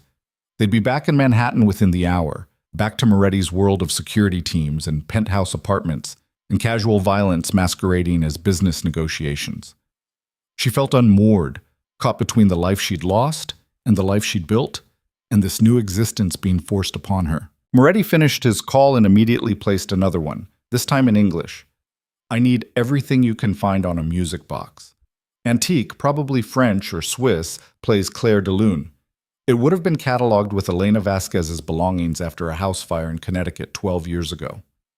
He listened for a moment. "I don't care if you have to bribe every clerk in the marshal's service. Find it." He hung up and met Elena's questioning look. "My people work fast when properly motivated. We'll know where that music box ended up by tonight. And if it was destroyed? If there's nothing to find? Then we move to Plan B, the chapel you mentioned. If your father hid backup evidence somewhere, a church would make sense. Sacred ground, respected institutions, places that keep records and honor confidentiality." Moretti's fingers tapped against his knee, a rare show of restless energy. "He was smart, your father. Smarter than the people who killed him gave him credit for." Elena absorbed this, trying to see her father through Moretti's eyes. Not just the dad who'd taught her about compound interest and made terrible jokes at dinner, but a man who'd uncovered corruption and tried to use it as leverage for his family's safety. A man who'd been brave or foolish enough to think he could negotiate with criminals and win. "Do you think he knew?" she asked quietly, "that they were going to kill him anyway, no matter what deal he made?" Moretti was silent for a long moment. When he finally spoke, his voice was gentle. "I think he knew the risk, and I think he gambled everything on being smart enough to outmaneuver them. He almost succeeded. Almost isn't enough." "No, but almost is what gave you a chance to survive. Almost is what let him hide evidence that might still change everything." Moretti's hand found hers again, warm and solid. "Your father loved you enough to die protecting you. The least we can do is honor that by finishing what he started." Elena squeezed his fingers, drawing strength from the contact. Outside, the landscape was shifting from suburban sprawl to urban density as they approached Manhattan. The skyline rose in the distance, familiar and foreign all at once. Her phone, the one Marco had returned to her that morning, buzzed with incoming messages. Dozens of them, from numbers she didn't recognize. Texts from supposed friends she'd never heard of, reporters requesting interviews, people claiming to have information about her past. She turned the phone off and shoved it in her pocket. "They'll keep trying," Moretti warned. "Everyone wants a piece of the story. Everyone thinks they can get close to you and through you, to me. I won't talk to anyone." "Good. Because the second you do, you give them ammunition. Every word you say will be analyzed, twisted, used against both of us." He shifted in his seat to face her more directly. "I know this is overwhelming. I know you didn't ask for any of this. But you need to understand that perception is reality in my world. If people perceive you as weak or vulnerable, you become a target. If they perceive you as mine, as protected, as dangerous to threaten, you become untouchable. So I'm supposed to, what? Pretend to be your girlfriend for real? You're supposed to let people believe whatever keeps you safest. If that means they think we're together, so be it." His expression was unreadable. "Unless the idea of being associated with me is too repulsive." Elena studied his face, trying to find the 19-year-old boy who'd saved a child despite orders to let her die. He was still in there somewhere, buried beneath years of violence and hard choices. But he wasn't the person people saw when they looked at Luca Moretti. They saw the tattoos and the controlled danger and the name that made headlines. They didn't see the man who'd spent 12 years protecting someone he barely knew because it was the right thing to do. "It's not repulsive," Elena said quietly. "It's just complicated. Everything worth doing is." The corner of his mouth lifted in something almost like a smile. "We'll figure it out as we go." They lapsed into silence for the remainder of the drive. Elena watched the city grow closer, watched the traffic thicken and the buildings press in on all sides. By the time they reached Moretti's building and descended into the secure parking garage, her nerves were stretched tight. Sophia was waiting by the elevator, her professional demeanor radiating competence. "Everything's secure upstairs. I've done a full sweep and updated the perimeter protocols." "Good." Moretti turned to Elena. "I'll be back by evening. Sophia has instructions to shoot first and ask questions later if anyone tries to breach security." "Comforting," Elena said dryly. "It should be. Sophia's never missed." He squeezed her shoulder briefly, the gesture almost affectionate. "Stay safe. Don't open the door for anyone. I'll call if there are any updates on the music box or the chapel." Then he was gone, striding toward a different vehicle where more of his security team waited. Elena watched him go, feeling strangely bereft, which was ridiculous.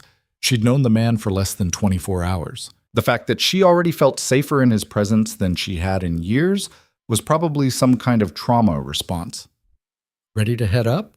Sophia asked, her tone professional but not unkind. Elena nodded and followed her into the elevator. As they ascended toward the penthouse, she caught Sophia watching her in the elevator's mirrored walls. "You can ask," Elena said. "Whatever you're wondering. I was just thinking you're holding up better than most people would in your situation." Sophia's expression remained neutral.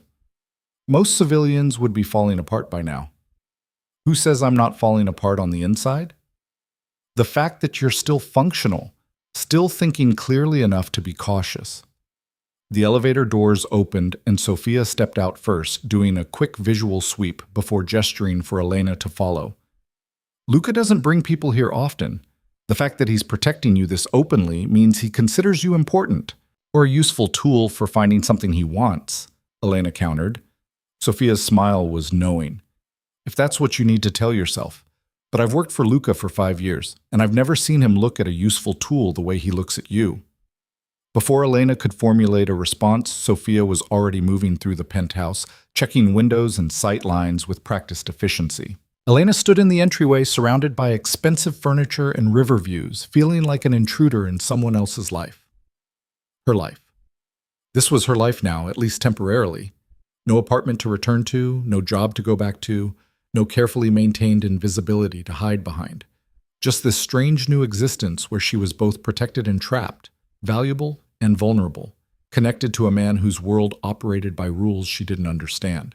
Elena walked to the floor-to-ceiling windows and looked out over the city.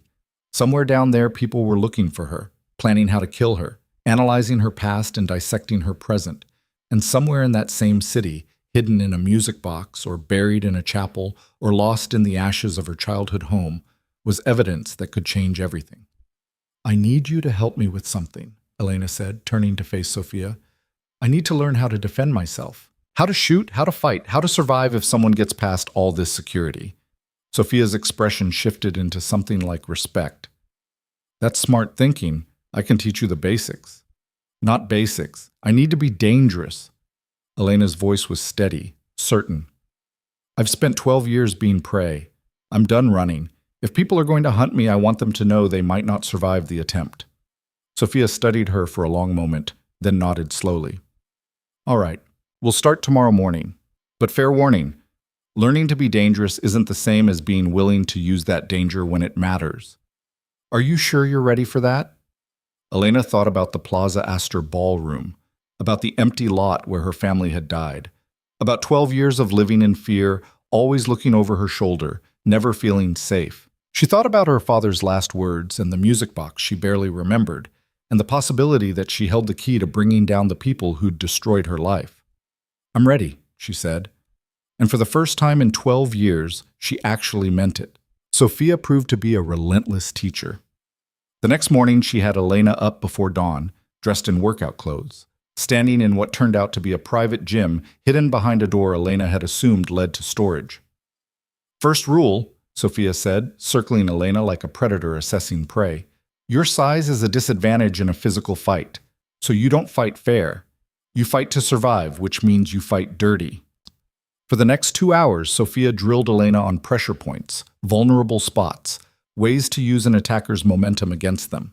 By the time they finished, Elena was drenched in sweat, and every muscle screamed in protest, but she'd successfully thrown Sophia twice and landed a kick that made the other woman nod in approval. "You're a quick learner," Sophia said, tossing Elena a water bottle. "Most people hesitate when I tell them to go for the eyes or throat. You don't. Hesitation gets you killed." Elena drank deeply, her heart still racing from exertion. "At least that's what 12 years of looking over my shoulder taught me." "Good instinct. We'll build on it." Sophia glanced at her watch. "Luca should be back within the hour. He called earlier, said his people found something." Elena's pulse kicked up for a different reason. "The music box?" "He didn't say. Just that you'd want to hear it in person." Sophia headed toward the door. "Get cleaned up. I'll make breakfast." Elena showered quickly, her mind racing through possibilities. Had they found the music box? The chapel? Some other piece of the puzzle her father had left behind? She dressed in jeans and a soft sweater from the seemingly endless supply of clothes that had appeared in the guest room closet, then made her way to the kitchen where Sophia was efficiently preparing eggs and toast. They ate in companionable silence, Sophia checking her phone periodically, while Elena tried not to watch the clock. When the private elevator chimed, announcing Moretti's arrival, Elena's entire body tensed with anticipation. He strode in looking tired but satisfied, his suit jacket gone and his sleeves rolled up. Dark circles shadowed his eyes, suggesting he'd been up most of the night. But when he saw Elena, something in his expression softened. "We found it," he said without preamble. "The music box. It was in a storage facility in White Plains, part of the items the marshals cataloged after the fire." They kept everything in case you ever aged out of the program and wanted your family's belongings. Elena's breath caught. Do you have it? It's being delivered within the hour. My people had to pull some strings to get it released, but he pulled out his phone and showed her a photo. The image showed a delicate wooden box, ornately carved with roses and vines, slightly scorched on one side but otherwise intact. Elena's vision blurred with sudden tears. She remembered that box, remembered her grandmother's gnarled hands placing it in her lap on her 8th birthday, remembered the tinkling melody of Claire de Lune, remembered the tiny ballerina spinning endlessly in front of a miniature mirror. That's it, she whispered. That's the one my father mentioned. Moretti's expression was unreadable. Then we wait for delivery and find out what he hid inside. The next 45 minutes stretched into eternity. Elena paced the living room while Moretti made calls and Sophia maintained her post by the windows. When the elevator finally chimed again, Marco stepped out carrying a small box wrapped in protective padding. He set it on the coffee table with surprising gentleness, then stepped back. Moretti nodded his dismissal, and Marco left without a word, taking Sophia with him. Suddenly, Elena and Moretti were alone with a piece of her past, and the silence felt heavy with expectation. Do you want me to open it? Moretti asked quietly. Elena shook her head. This was hers, her history, her father's legacy, her responsibility.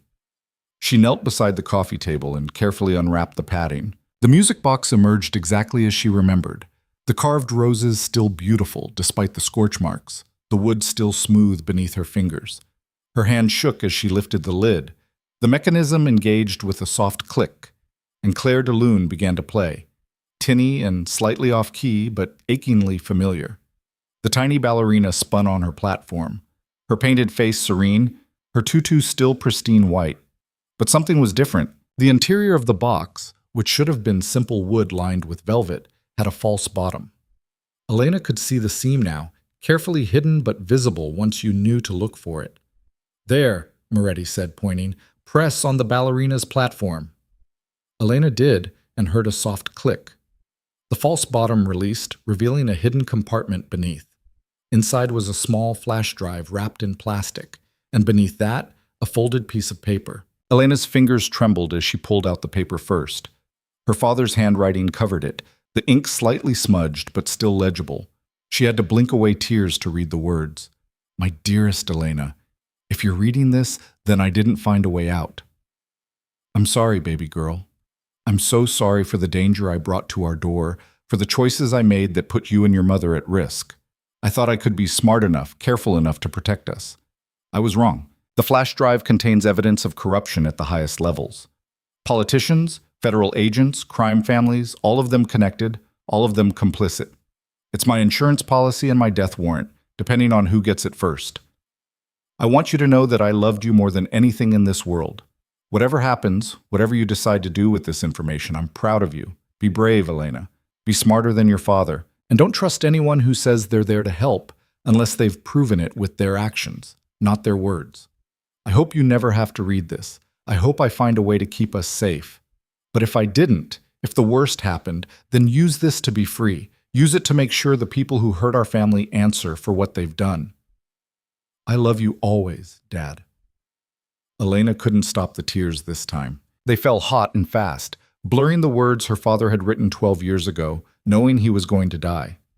Moretti's hand settled on her shoulder, warm and steady, and she leaned into the contact without thinking. He knew, she choked out. He knew they were going to kill him, and he still tried to protect me. He succeeded. You're alive because of the choices he made. Moretti's voice was gentle. And now you have the power to finish what he started. Elena wiped her eyes and carefully picked up the flash drive. It was so small, barely larger than her thumb, and yet it contained enough information to bring down empires. Her father had died for this. Her mother had died for this. 12 years of her life had been stolen because of what was stored on this tiny piece of plastic and metal. We need to see what's on it, she said, her voice steadier now. Moretti pulled out a laptop from his desk and set it up on the coffee table. He took the flash drive from Elena with careful reverence, as if handling a live grenade, which, in a way, he was. The drive connected with a soft beep. A password prompt appeared on the screen. Elena stared at it, her mind racing. Her father would have chosen something she could figure out, but others wouldn't guess. Something personal but not obvious. "Try my birthday," she said. 08152001. Moretti typed it in. Access denied. "Your mother's birthday? I don't remember it." Elena pressed her hands to her temples, trying to think. "Wait. Try the date they got married. June 12th, 1998, 0612-1998. Moretti entered it. The screen flickered, and suddenly files began populating. Hundreds of them, meticulously organized into folders labeled by name and organization. Elena and Moretti stared at the screen in stunned silence. Then Moretti began opening files at random. Spreadsheets showing payments, scanned documents with signatures, email chains discussing bribes and favors, photos of men in expensive suits shaking hands with known criminals. "This is incredible," Moretti breathed. "Your father documented everything, dates, amounts, methods of payment, what each bribe was for." He scrolled through more files. This could bring down half the city's political establishment. Elena leaned closer, scanning names she recognized from news reports. A senator who'd campaigned on anti-corruption platforms while taking money from 3 different crime families. Federal judges who'd dismissed cases in exchange for offshore accounts. Police commissioners who'd looked the other way during investigations. And there, in a folder labeled Castellano Network, was the motherlode.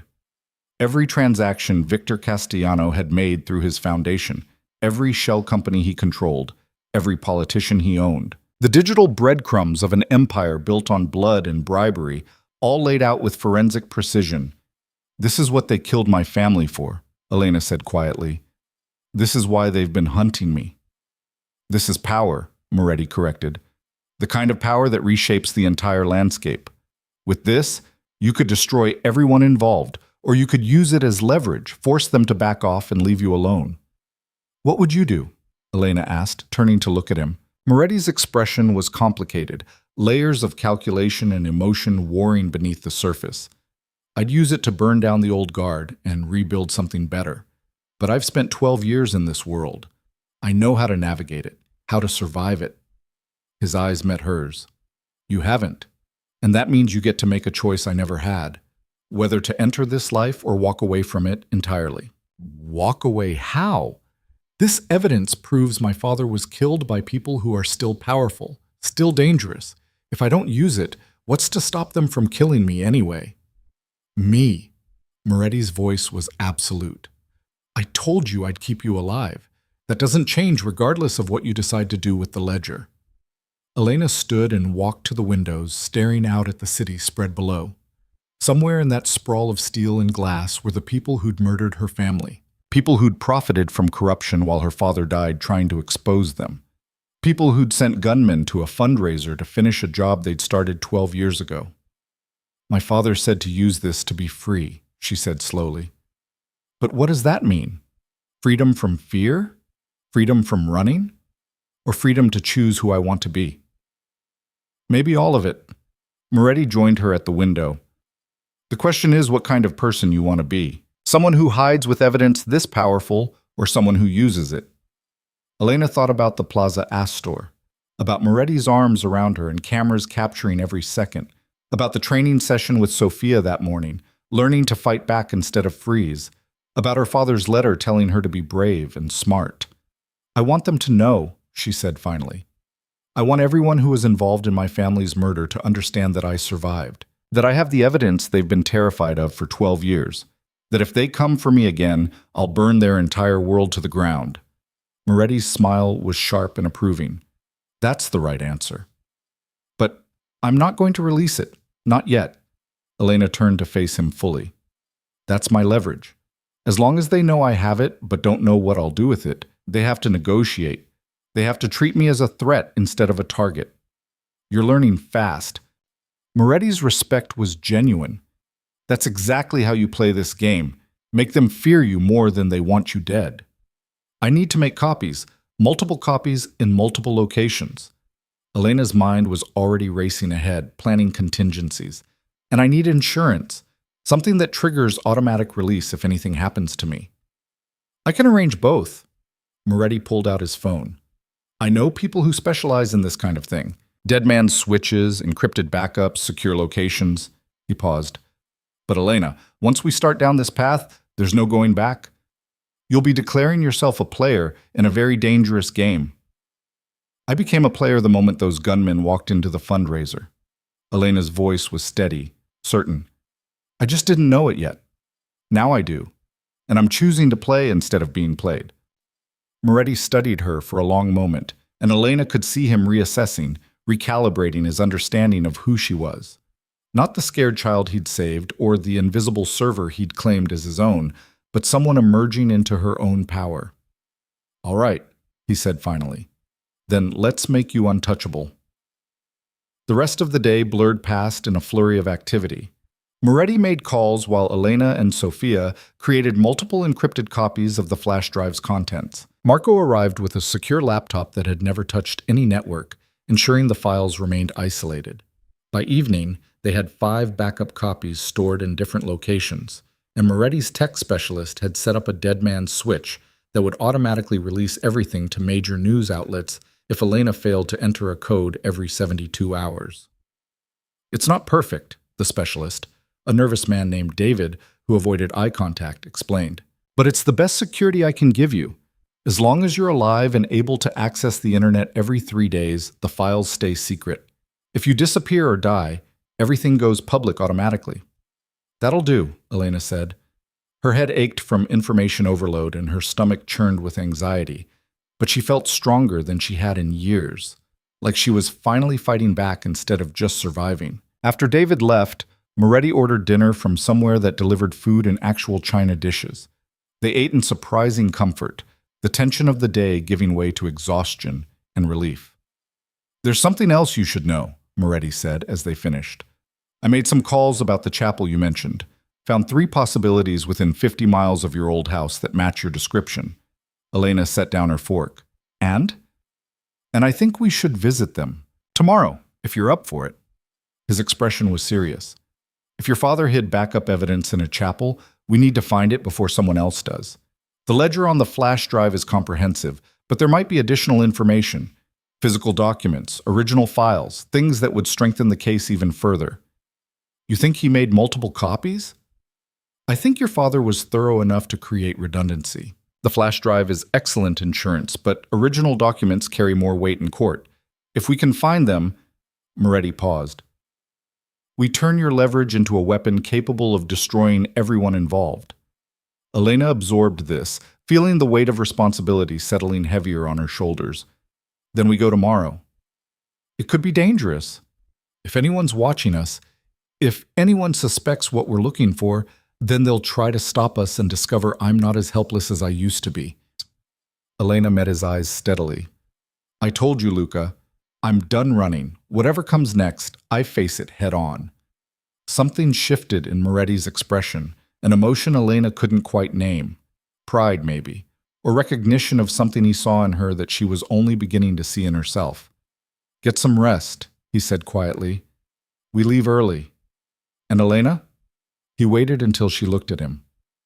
What you're doing, choosing to fight instead of hide, that takes courage most people never find. Your father would be proud. The words hit harder than Elena expected. Bringing tears, she blinked away quickly. She nodded, not trusting her voice, and retreated to the guest room. But sleep didn't come easily. She lay in the dark, staring at the ceiling, thinking about her father's letter, and the flash drive, and the choice she'd made to become dangerous instead of invisible. Somewhere in the penthouse, she could hear Moretti moving around, his presence a strange comfort. He'd saved her twice now, once as a boy who'd defied his family, and again as a man who'd claimed her publicly to protect her. She didn't fully understand his motives, didn't know if his protection came from guilt or genuine care or some calculation she couldn't see. But he'd kept his promise. For 12 years, he'd kept it. That had to mean something. Elena finally drifted off near dawn. Her dreams a confusion of music boxes and burning houses and strong arms carrying her toward safety. She woke to Sofia knocking on her door. We leave in 30 minutes, dress for hiking. The first chapel Luca wants to check is on rough terrain. Elena got ready quickly, pulling on jeans, boots, and a jacket Sofia had left for her. In the kitchen, Moretti was already dressed in dark pants and a weathered leather jacket, looking more like someone heading into dangerous territory than the polished crime boss from the fundraiser. "Ready?" he asked, handing her a travel mug of coffee. "As I'll ever be." The drive out of the city felt different this time. Elena wasn't running toward her past with dread, but with purpose. She was hunting for answers, for power, for the final pieces of her father's puzzle. And she wasn't doing it alone. Moretti had brought a smaller security team this time, just Marco and Sofia, plus one other man whose name Elena hadn't caught. They traveled in 2 vehicles, taking a route that wound through increasingly rural areas until the city was a distant memory behind them. The first chapel sat on a hill overlooking a small river, exactly as Elena had described. Stone walls covered in ivy, a weathered angel statue guarding the entrance, the smell of old wood and older faith seeping from every crack in the foundation. Elena stood at the entrance and memory slammed into her with physical force. She'd been here. She remembered the angel statue, remembered her father's tense shoulders as he'd told her to wait in the car, remembered watching him disappear inside. "This is it," she said. "This is where he brought me." Moretti gestured to Marco and Sofia. "Secure the perimeter. No one comes in or out except us." They entered the chapel together, their footsteps echoing on stone floors. The interior was dim and dusty, pews arranged in neat rows facing a simple altar. Stained glass windows filtered colored light across surfaces that hadn't seen regular worship in years. "What are we looking for?" Elena asked, her voice hushed in the sacred space. "Your father spent time here alone. That means he either met with someone or hid something." Moretti began moving through the space systematically, checking beneath pews, examining the altar, running his hands along the walls. "Look for anything that seems out of place. Loose stones, hidden compartments, anything that could conceal documents." Elena searched the opposite side of the chapel, her heart pounding. This place held answers. She could feel it. Her father had brought her here for a reason, had risked the time and exposure to visit this specific location in his final days. She was examining the wall behind the altar when her fingers found it, a stone that shifted slightly when pressed. Elena's breath caught. "Luca." He was beside her instantly. Together they worked at the loose stone until it came free, revealing a hollow space behind it. Inside was a metal box, sealed and surprisingly heavy. Moretti pulled it out carefully and set it on the altar. The box was locked, but a few moments with a small tool from his pocket, and the mechanism gave way. The lid opened with a protest of old hinges. Inside were folders, physical documents, each one meticulously labeled and organized. Elena recognized her father's handwriting on the tabs, dates, names, transaction details. Everything from the flash drive, but in original form. Bank statements with real signatures, contracts signed in ink, photographs that showed faces clearly, without digital manipulation. "This is it," Moretti breathed. "This is everything we need. Original evidence that can't be disputed or dismissed as fabricated." Elena reached for one of the folders, her hands shaking. Inside were documents showing payments from Victor Castellano to a federal judge. The same judge who'd overseen her family's case, who'd sealed the investigation, who'd declared the fire an accident and closed the matter without further inquiry. The judge who'd helped cover up her family's murder was right there in black and white, his signature on receipts for payments that totaled over $2 million. "They weren't just killed," Elena said, her voice hollow. "The whole system was rigged to make sure no one would ever investigate. No one would ever know the truth. Until now." Moretti carefully gathered the folders. "Now you have both digital and physical proof. Now you have everything you need to—" The sound of gunfire outside cut him off mid-sentence. Moretti's entire demeanor changed in an instant, going from focused to combat-ready. He pulled a gun from beneath his jacket and moved toward the chapel entrance with fluid precision. "Stay here," he ordered Elena. "Get behind the altar and don't move until I come back." "What's happening?" "Someone followed us, or someone was already here waiting." His expression was grim. "Either way, they're not getting these documents. Or you." More gunfire erupted, closer now.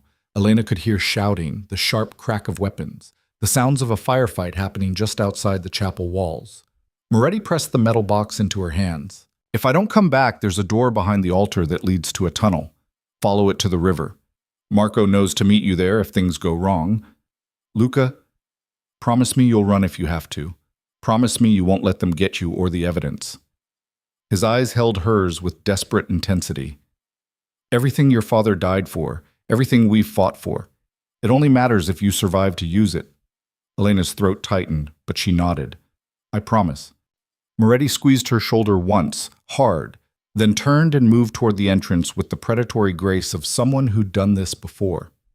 Elena watched him disappear into the sunlight beyond, then scrambled behind the altar, clutching the metal box to her chest. The gunfire intensified. She could hear Moretti's voice shouting orders, Sophia's sharp responses, the deeper boom of Marco's weapon. But there were other voices too, unfamiliar ones, men coordinating an assault with military precision. Elena's hand shook as she found the door Moretti had mentioned, hidden behind a tapestry depicting saints and martyrs.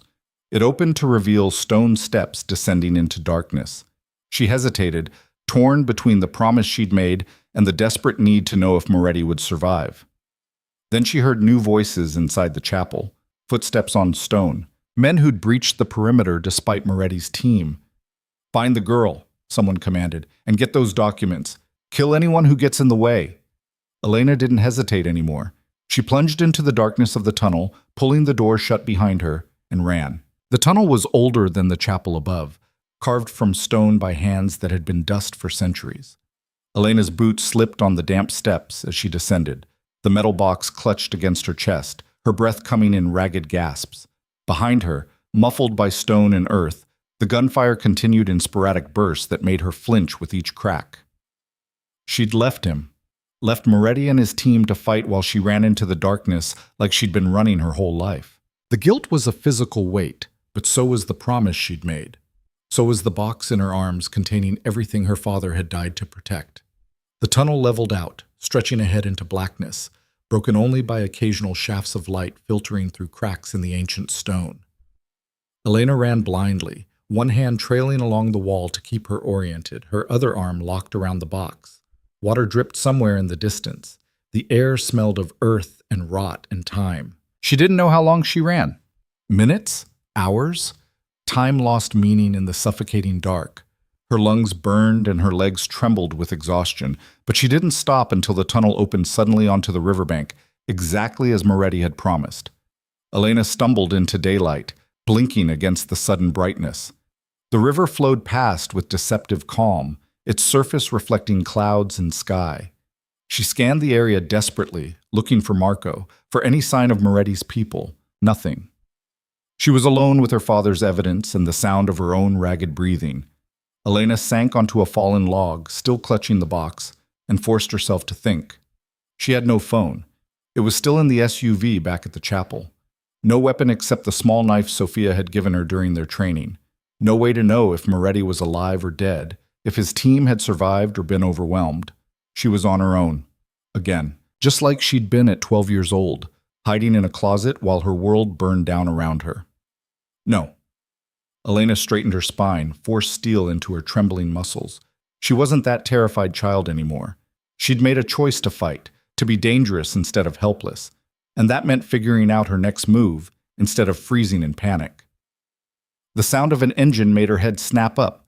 A black SUV was making its way down the narrow access road that ran parallel to the river. Elena's hand went to the knife at her belt, her body tensing to run or fight depending on who emerged from that vehicle. The passenger door opened and Marco stepped out, scanning the area with professional efficiency. When he spotted Elena, relief flashed across his usually stoic face. "Miss Vasquez, thank God." He jogged toward her. "We need to move. Now."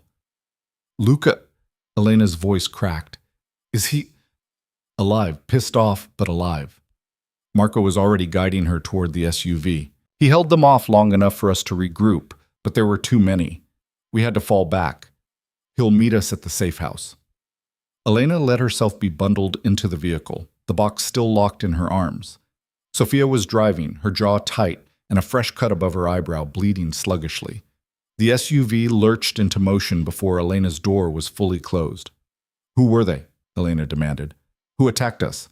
"Castellano's people," Sophia said grimly. "Professional military contractors, not street thugs. Someone knew we'd be at that chapel. Someone knew exactly what we were looking for. A leak, Elena breathed. The implications crashed over her. Someone in Luca's organization told them. Or someone's been tracking our movements better than we realized. Marco was on his phone, speaking in rapid Italian. When he hung up, his expression was dark. Luca says to bring you to the Riverside property. He's already en route. The drive took 40 minutes of tense silence, broken only by Marco's periodic check-ins with their security network. They traveled on back roads, taking a route so circuitous that Elena lost all sense of direction. Finally, they pulled up to what looked like an abandoned warehouse on the edge of the river, its windows dark and its exterior deliberately decrepit. Inside was a different story. The warehouse had been converted into a fortress, with security systems visible at every entrance and armed guards posted at strategic points. Moretti was pacing near a bank of monitors when Elena entered, his jacket gone and blood staining his shirt sleeve. He turned when he heard her footsteps, and the relief that crossed his face was so raw it made Elena's chest tighten. "You made it," he said, closing the distance between them in 3 strides. His hands came up to frame her face, his eyes searching hers with desperate intensity. "You're not hurt?" "I'm fine. You're bleeding." "Graze. Nothing serious."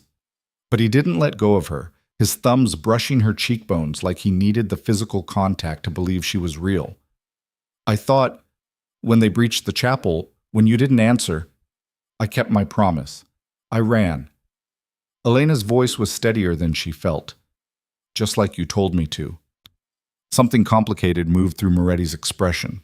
Then he pulled her against his chest in a fierce embrace that had nothing to do with performance or protection and everything to do with naked fear finally releasing its grip. Elena let herself lean into his strength, let herself take comfort from the solid reality of his heartbeat against her ear. They stood like that for a long moment before Moretti finally pulled back. His hand slid down to her shoulders, then to the metal box she still held. "You got them out. The documents. Everything my father hid. Everything we need." Elena's fingers tightened on the box. "But they knew, Luca. They knew we'd be at that chapel. How?" Moretti's expression went cold and calculating. "That's what we're going to find out. Right now." He led her deeper into the warehouse to a room set up as a makeshift command center. Multiple screens showed security feeds, maps, and what looked like surveillance photos. A woman Elena didn't recognize sat at a computer, her fingers flying across the keyboard. "This is Nina," Moretti said. "Best tracker in the business. Nina, show Elena what you found." Nina pulled up a series of photos on the main screen. They showed Elena and Moretti at various locations over the past 3 days, leaving his penthouse, arriving at the Connecticut house, entering the diner. The photos were high quality, clearly taken by someone with professional equipment and unlimited access. "Someone's been following you since the night of the fundraiser," Nina explained. "Not one of Castellano's usual people. This is someone with resources and training, someone who knows how to stay invisible while maintaining constant surveillance." "Federal," Moretti said grimly. "Has to be. No one else would have this kind of access without us noticing." Elena's stomach dropped. "You think one of the corrupt agents from my father's ledger is behind this?" "I think someone with everything to lose found out you were alive and decided to finish the job personally." Moretti pulled up another screen, this one showing a grainy photo of a man in his 50s, silver-haired and distinguished. "Recognize him?" Elena studied the face, and memory stirred. "He was at the fundraiser, talking to Victor Castellano. His name is Robert Chen, federal agent for 30 years, currently assigned to Organized Crime Task Force." Moretti's voice was ice. "Also on your father's payroll list for $2.5 million over a decade. He's the one who sealed the investigation into your family's deaths. And he's the one who's been hunting you ever since Castellano told him you'd surfaced." "So what do we do?" Elena demanded. "We have the evidence. We can expose him, destroy him, and make him desperate enough to do something catastrophic." Moretti shook his head. "Right now he thinks we're scattered, wounded, maybe even that we lost the documents in the attack. That gives us a window." "A window for what?" Moretti's smile was sharp and dangerous. "To set a trap. Let him think he's won, draw him and Castellano into the open, then destroy them both when they're vulnerable." Elena processed this, her mind working through implications and risks. You want to use me as bait. I want to use us as bait. Together. Moretti's eyes held hers. We make a public appearance, somewhere high profile and impossible to attack directly. We let it leak that we have the documents but are willing to negotiate. They'll see it as a chance to recover the evidence and eliminate the threat. And when they show up, we spring the trap, Elena finished. Understanding was dawning, cold and clear. But if it goes wrong, the dead man switch triggers and everything goes public anyway. Either we win or they lose. There's no scenario where they walk away clean. Moretti moved closer, his voice dropping. But I won't force this on you, Elena. This is your choice. Your evidence, your risk, your life. If you want to walk away, release everything anonymously and disappear into witness protection again, I'll make it happen. Elena thought about her father's letter, about 12 years of running and hiding and being invisible, about the Plaza Astor and the chapel, and every moment since when she'd chosen to fight instead of flee. No more running, she said firmly. We end this. Together. Moretti's expression shifted into something like pride mixed with fierce protectiveness. Then we do this smart. Nina, start spreading the word through our usual channels. Make it look like we're panicking, trying to set up a meet with Castellano. Somewhere public enough that they'll think we're scared of a direct confrontation. The Riverside Gala, Nina suggested immediately, 3 days from now. Black tie charity event, 500 guests, maximum security. It's the kind of place they'd expect you to choose if you wanted protection from crowds and cameras. Perfect. Moretti turned back to Elena. Can you play the role? Scared girlfriend, in over her head, desperate to make a deal? Elena thought about every moment of the past 12 years when she'd made herself invisible, unnoticed, beneath attention. About the server's uniform and the downcast eyes and the art of being overlooked. She'd been playing roles her whole life. I can play anything you need, she said. The next 3 days passed in a blur of preparation. Moretti's team worked around the clock, planning contingencies and backup plans and escape routes. Elena trained with Sofia every morning, learning to move in the designer dress Moretti had selected for the gala, learning to maintain her role while staying alert for threats. And every night, after the planning sessions ended and the security team retired to their posts, Elena and Moretti would sit together in the warehouse's makeshift living quarters and talk about her childhood before the massacre, about his rise through his family's organization, about the choices that had led them both to this moment. Do you ever regret it? Elena asked one night, curled in a chair while Moretti nursed a whiskey. Saving me, starting all of this. Moretti was quiet for a long moment. I regret a lot of things I've done in my life. A lot of choices I can't take back, but you? He looked at her with those dark, unreadable eyes. Saving you is the one thing I've never doubted, even when it cost me, even when it would have been easier to let you go. Why? Elena's voice was barely a whisper. Why does it matter so much? Because you're proof that I'm more than what this life made me. You're proof that somewhere under all the violence and compromise and necessary evil, there's still a part of me capable of doing the right thing just because it's right. He set down his glass. Keeping you alive keeps that part of me alive, and I'm not ready to let it die yet. Elena didn't have words for the emotion swelling in her chest, so instead she crossed the small space between them and kissed him, pouring 12 years of survival and 3 days of partnership and the terrifying intimacy of trusting someone with your life into the contact. Moretti responded with an intensity that made her breathless, his hands coming up to frame her face with surprising gentleness even as the kiss deepened into something that had nothing to do with performance or protection and everything to do with raw, desperate connection. When they finally broke apart, both breathing hard, Moretti rested his forehead against hers. After this is over, he said quietly, after we've destroyed them and you're safe, ask me again if we're still pretending. Elena's smile was shaky but genuine. After this is over, I will. The night of the gala arrived with crystalline clarity. Elena stood in front of the mirror in a midnight blue dress that hugged every curve, her hair swept up in an elegant twist, looking like someone who belonged in Moretti's world.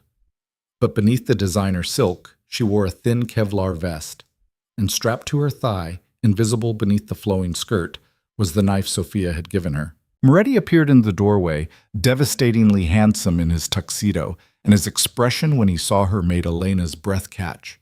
"You look—" He paused, seeming to struggle for words. "Dangerous. You look dangerous." "Good." Elena turned to face him fully. "That's exactly what I was going for." They arrived at the gala in a convoy of vehicles, playing their roles perfectly. Moretti's hand at the small of Elena's back, possessive and protective. Elena's nervous glances, her body language suggesting a woman in over her head but clinging to her powerful boyfriend for safety. The cameras ate it up, flash bulbs popping as they entered the venue. Inside, the ballroom was even more opulent than the Plaza Astor had been. Crystal chandeliers, champagne fountains, Manhattan's elite dressed in their finest. And scattered throughout the crowd, Elena recognized faces from her father's ledger. Politicians who'd taken bribes, judges who'd sealed investigations, federal agents who'd looked the other way. They were all here. All the people who'd profited from her family's murder, gathered in one place. Victor Castellanos stood near the bar, silver-haired and distinguished, playing the role of philanthropist, while his eyes tracked Moretti's movement with predatory focus. And beside him, speaking in low tones, was Agent Robert Chen. "They're here," Elena murmured, against Moretti's shoulder as they danced, maintaining their cover. "I see them. Marco's got eyes on both. Sophia's monitoring the exits." Moretti's hand tightened on her waist. Chen's already signaling someone. They're making their move. The song ended and Moretti guided Elena toward the balcony, playing out the choreography they'd rehearsed. A private conversation, away from the crowd, where Castellano and Chen would think they could approach safely. The night air was cool against Elena's bare shoulders as they stepped outside. The city spread below them, oblivious to the confrontation about to unfold. "Mr. Moretti?" Castellano's voice was smooth as he stepped onto the balcony, Chen close behind. "And the mysterious Miss Vasquez, or should I call you Elena? We've been looking for you for a very long time." Elena forced herself to shrink against Moretti, plain terrified. "Luca, you said this would be safe. It is safe." Moretti's voice was cold. "As long as everyone remembers we're in a room full of witnesses and cameras." "Of course." Castellano's smile never reached his eyes. "I just wanted to have a conversation about the materials your father accumulated, materials that I understand have recently resurfaced." "We don't know what you're talking about," Elena said, making her voice shake convincingly. "Please, don't insult our intelligence." Chen stepped forward, his hand resting casually near his concealed weapon. "You found the ledger. You found the backup documents, and now you're sitting on evidence that could destroy dozens of careers, including mine. So let's discuss terms." "Terms?" Moretti's laugh was harsh. "You think we want to negotiate? Everyone wants something." Castellano spread his hands in a reasonable gesture. "Money, power, protection. We can offer all of it. All we ask in return is the evidence and your silence. Surely that's worth more than the satisfaction of revenge." Elena felt Moretti's muscles tense, felt him preparing to give the signal, but she stepped forward before he could, shaking off her scared girlfriend persona like a snake shedding skin. "You're right," she said, her voice suddenly clear and strong. "Everyone wants something. My father wanted to protect his family. He died wanting that. My mother wanted her daughter to have a normal life. She died wanting that." Elena's eyes locked onto Castellanos. "And I want you to understand exactly how badly you miscalculated." Castellanos' expression shifted from confident to confused. "What? You thought we came here to negotiate. You thought we were scared, desperate, looking for a way out." Elena's smile was all teeth. "We came here to make sure you'd all be in one place when the story broke." Chen's hand moved toward his gun. "You're bluffing. If you'd release the evidence, every news outlet would already be receiving encrypted files from anonymous sources." Nina's voice came through the concealed earpiece Elena wore, broadcast simultaneously to the small speaker Moretti had planted on the balcony. "Already done. Sent to the Times, the Post, the Washington Herald, and about a dozen investigative journalists known for taking down corrupt officials. Your career's just ended. You're just too stupid to lie down yet." The color drained from Chen's face. Castellano moved with surprising speed, drawing a small pistol from his jacket. But Moretti was faster, his own weapon appearing in his hand with practiced ease. I wouldn't, Moretti said softly. We're on a balcony overlooking a ballroom full of people. You fire that gun, and every phone in the building captures it on video. You really want your last act as a free man to be murdering a woman in front of 500 witnesses? You've destroyed everything, Castellano snarled. Decades of careful work, relationships built over lifetimes. You destroyed my family, Elena interrupted, her voice shaking with controlled fury. You killed my parents. You hunted a 12-year-old child for evidence you were too incompetent to find. You turned the justice system into a joke and made corruption the price of doing business in this city. She stepped closer, unafraid now. So yes, I destroyed your empire, and I'd do it again without hesitation. Sirens wailed in the distance, growing closer. Chen looked wildly around, searching for escape routes that didn't exist. Marco and Sophia had appeared at the balcony entrance, cutting off retreat. Inside the ballroom, confusion was spreading as people checked their phones, as news alerts started popping up, as the story Elena's father had died to tell finally broke into the light. It's over, Moretti said, his gun still trained on Castellano. Federal agents who aren't on your payroll are already on their way. You've got maybe 5 minutes before you're both in custody. You want to spend that time trying to shoot your way out? Or you want to start thinking about what kind of deal you can make with prosecutors? Castellano's hand trembled, the gun wavering between Elena and Moretti. For a long moment, the tension was sharp enough to cut. Then, slowly, he lowered the weapon. This isn't over, he said, but his voice lacked conviction. Yes, Elena said firmly. It is. The federal agents who arrived weren't the ones on Castellano's payroll. These were clean investigators from the Justice Department's Internal Affairs Division, brought in specifically to handle cases of corruption. They took Castellano and Chen into custody with professional efficiency, reading them their rights while news helicopters circled overhead. Inside the ballroom, chaos reigned. Guests were fleeing, phones were ringing, reporters were already crafting stories about the scandal of the decade. Elena stood at the balcony railing, watching it unfold with a strange sense of detachment. Moretti's hand found hers, warm and solid. You did it. Your father's evidence, your courage to use it. You brought them all down. We did it, Elena corrected. I couldn't have done any of this without you. So what happens now? Moretti asked, his thumb brushing across her knuckles. You've got your revenge. You're safe. The people who killed your family are going to prison. You could disappear again if you wanted. Start over somewhere new with a clean slate. Elena looked at their joined hands, at the tattooed serpent winding around his forearm, at the man who'd saved her twice and stood beside her through everything. She thought about invisibility and safety and the choice to be dangerous instead of hidden. I could, she agreed. Or I could stay. Build something new here, something that uses the power I've earned instead of running from it.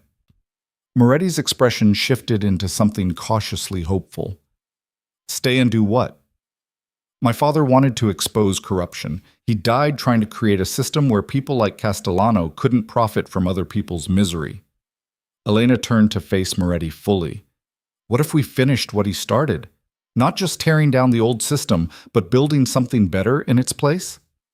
That's dangerous work. It'll make enemies. I know how to be dangerous now. Elena's smile was fierce. You taught me that. And I'm tired of letting fear dictate my choices. Moretti studied her for a long moment, and Elena could see him making calculations, weighing risks, deciding whether to protect her by pushing her away or trust her enough to let her stand beside him. All right, he said finally. We'll build something better, together. But Elena, he cupped her face gently. This means you're choosing my world. The violence, the complexity, the moral gray areas. Once you step into this life fully, there's no going back to invisible. I don't want invisible anymore. Elena leaned into his touch. I want power. I want purpose.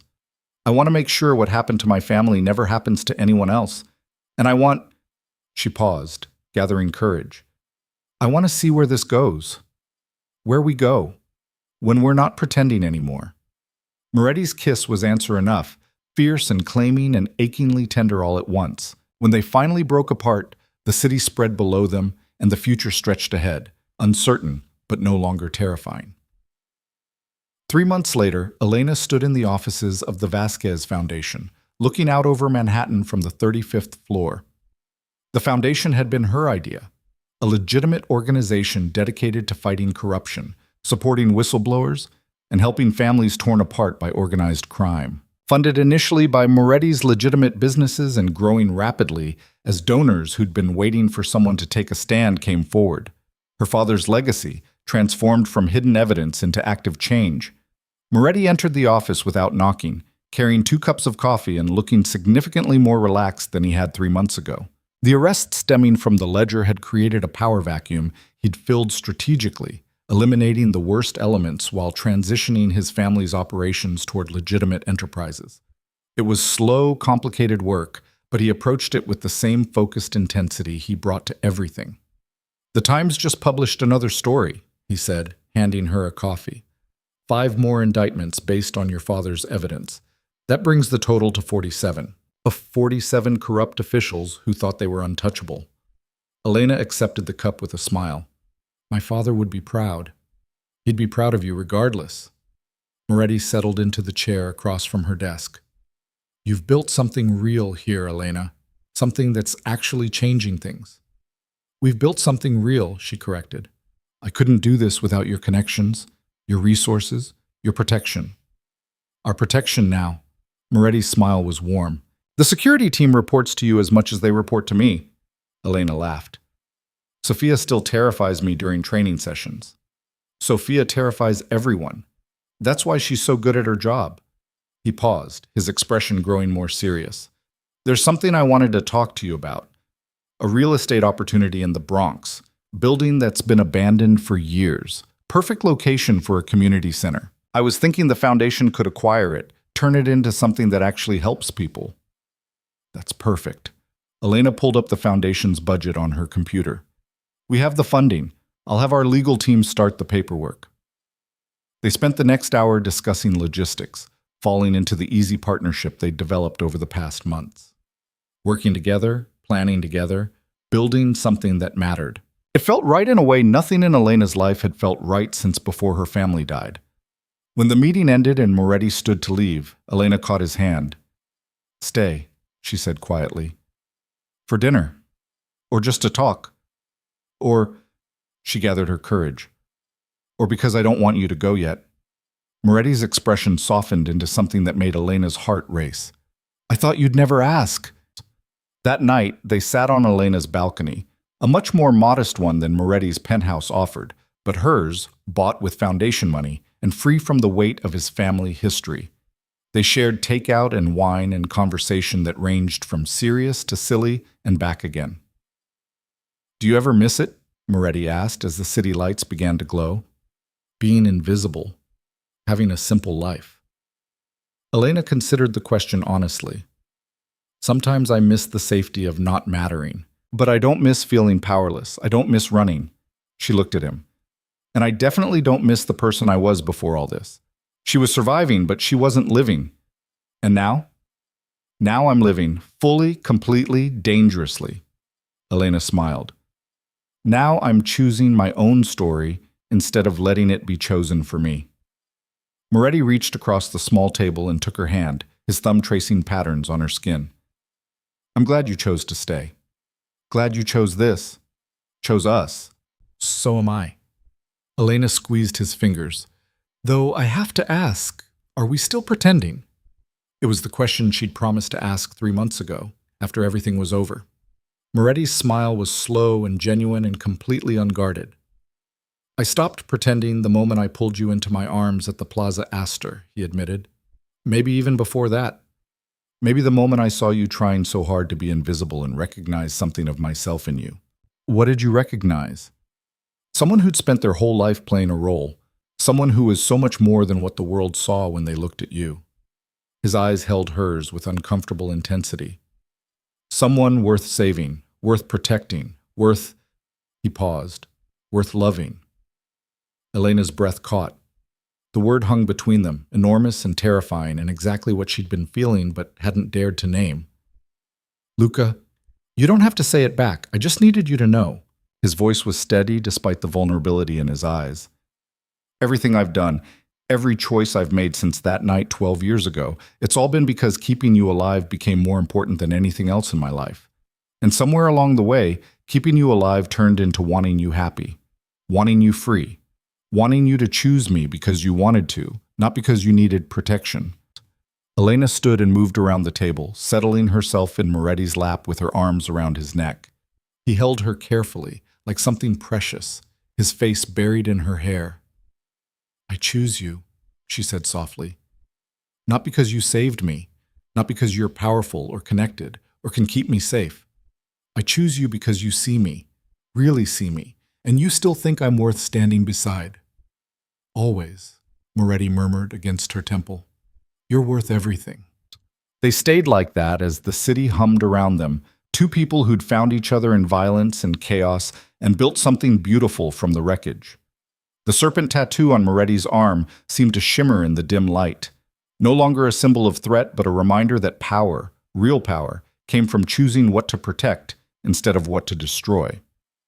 Elena had spent 12 years running from her past. 3 months ago, she'd stopped running and started fighting. And now, with Moretti's arms around her and the future spread before them like the glittering city below, she understood what her father had meant when he wrote that she should use the evidence to be free. Freedom wasn't about hiding or escaping or making yourself invisible. Freedom was about standing in the light, claiming your power, and daring the world to try and take it away. It was about choosing your own story and writing your own ending. And Elena's ending, or rather, her beginning, looked nothing like the scared 12-year-old hiding in a closet could have imagined. It looked like a foundation that changed lives, like a partnership built on trust and shared purpose, like a love that had grown from the ashes of trauma into something fierce and unbreakable. It looked like a woman who'd been invisible finally becoming impossible to ignore. 5 minutes could change everything. At the Plaza Astor, 5 minutes had destroyed Elena's carefully constructed invisibility and thrust her into Moretti's dangerous world. But those same 5 minutes had also given her the courage to fight back, to reclaim her name, to transform her father's death into a catalyst for change. The little girl who'd survived a massacre had grown into a woman who'd brought down an empire of corruption. And the boy who'd saved her despite orders to kill had become the man who stood beside her as an equal partner, not just a protector. Together, they would build something better. Together, they would use their power to help others instead of just accumulating more. Together, they would prove that even in the darkest corners of humanity, redemption was possible for those brave enough to reach for it. Elena looked out over the city that had tried to bury her and smiled. The serpent that had once coiled at her throat as a threat now represented something different: transformation, rebirth, the shedding of old skin to reveal something stronger underneath. She was Elena Vasquez, daughter of murdered parents, survivor of 12 years in hiding, destroyer of corrupt empires, builder of legitimate power, and finally, gloriously, completely herself. This time, when 5 minutes changed everything, she was the one writing the ending. And it was exactly the ending she chose.